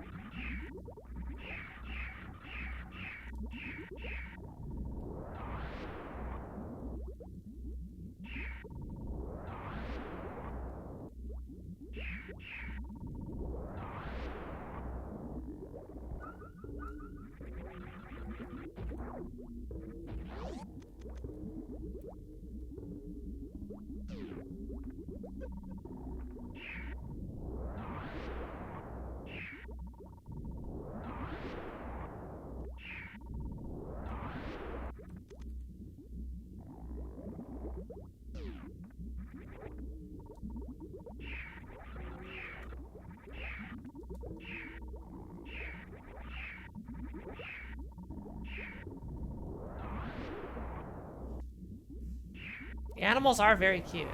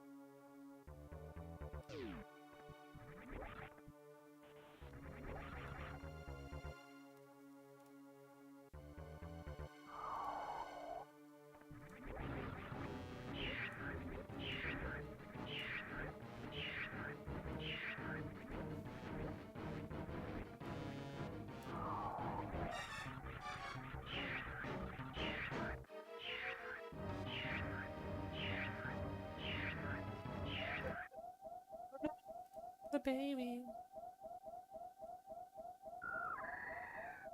The baby.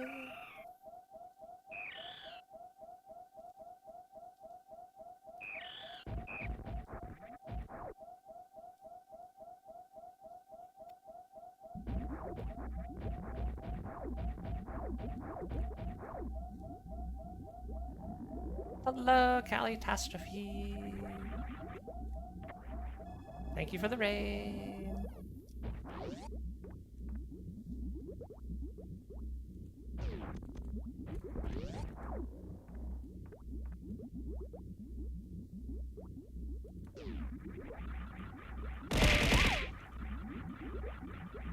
100 points to save the animals.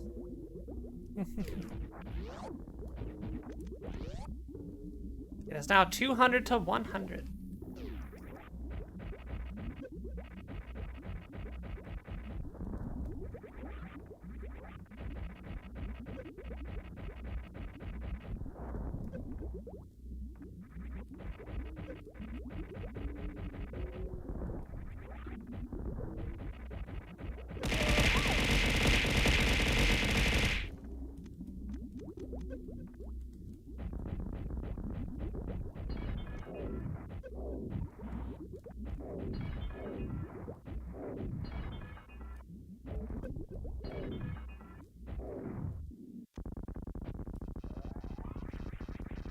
$500 biddies to kill the animal. It is now 200 to 600.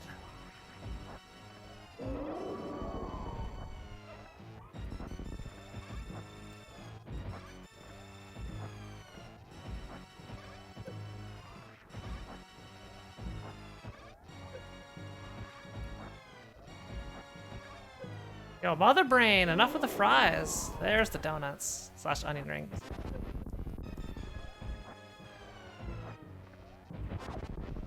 Give me some fries and give me some ketchup with the fries.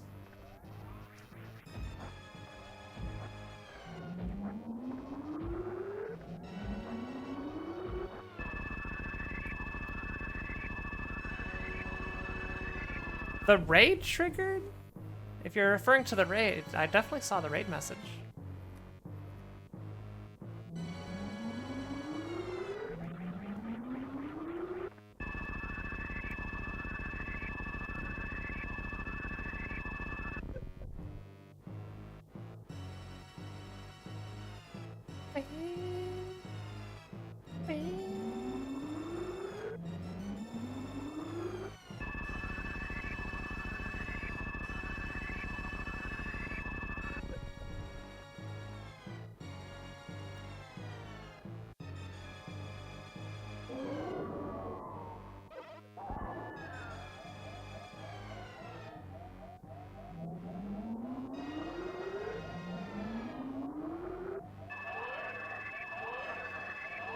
I'm throwing for content.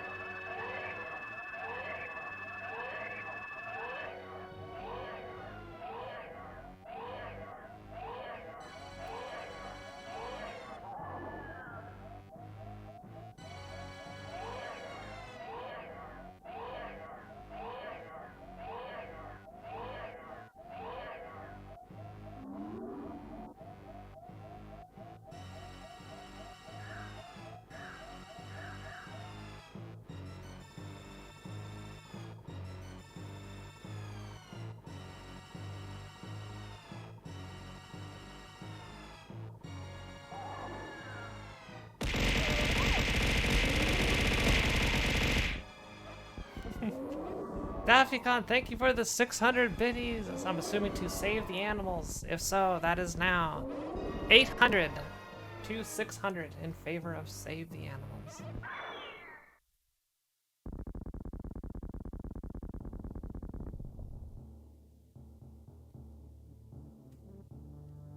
You have until the second Shine Spark. Basically till I exit the climb.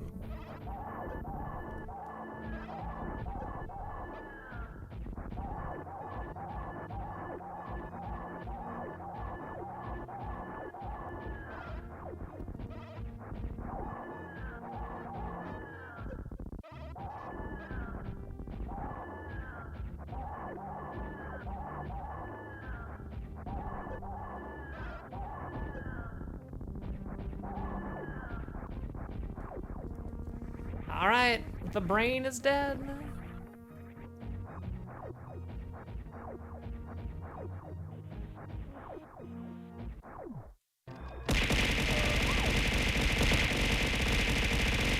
Ah! 829 biddies. That is 1429 to 800.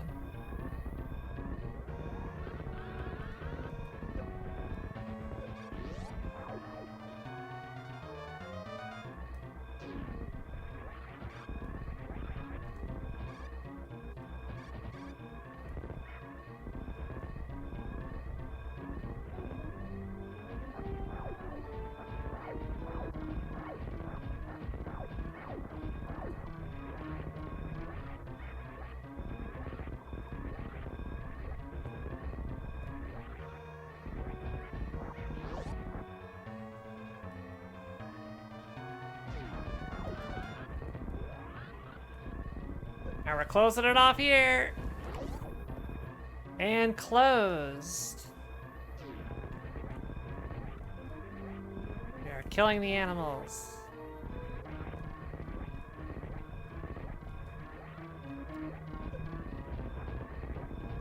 Everybody contributed, thank you.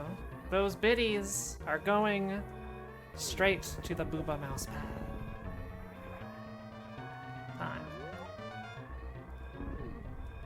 Someone must be the enemy of the stream, and I guess Ghost Strike is the enemy of the stream today. It's okay, it's for the mouse pad.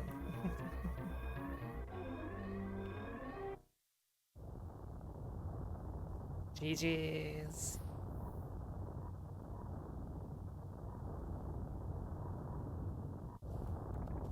Let us venture into the spoiler log, shall we?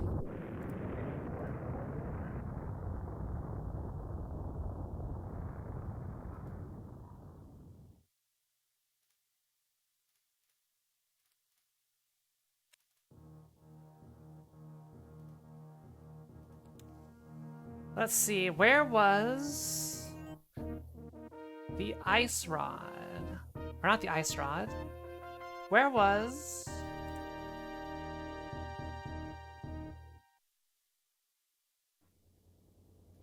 the ice beam?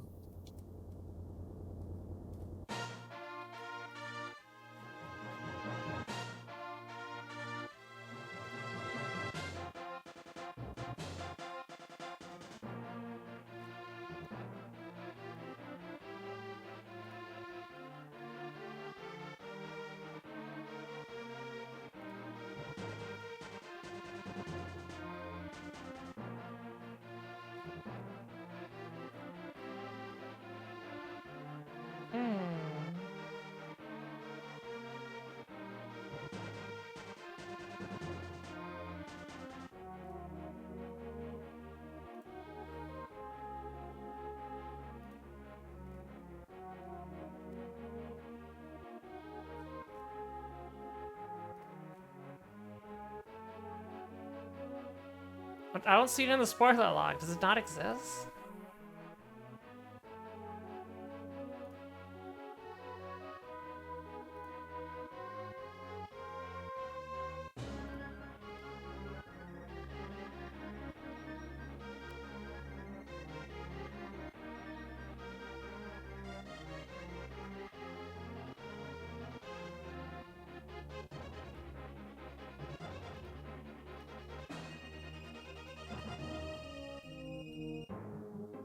It was on Ether tablets.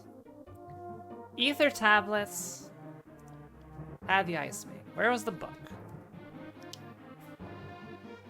And the book was in Rando Room in Ganon's tower. So yeah, we were never getting the ice beam. Not required, it's optional, as we have shown. Time and time again. Nobody actually needs to worry about the dang ice beam.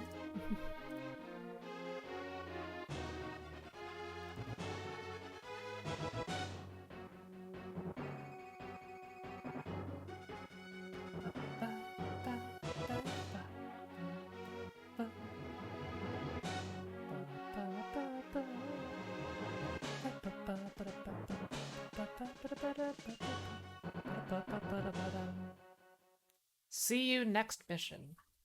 If you're watching this on YouTube, thank you so much for watching. I know this stream got weird. It got very weird, but I imagine it was still fun. Thank you for watching, everybody.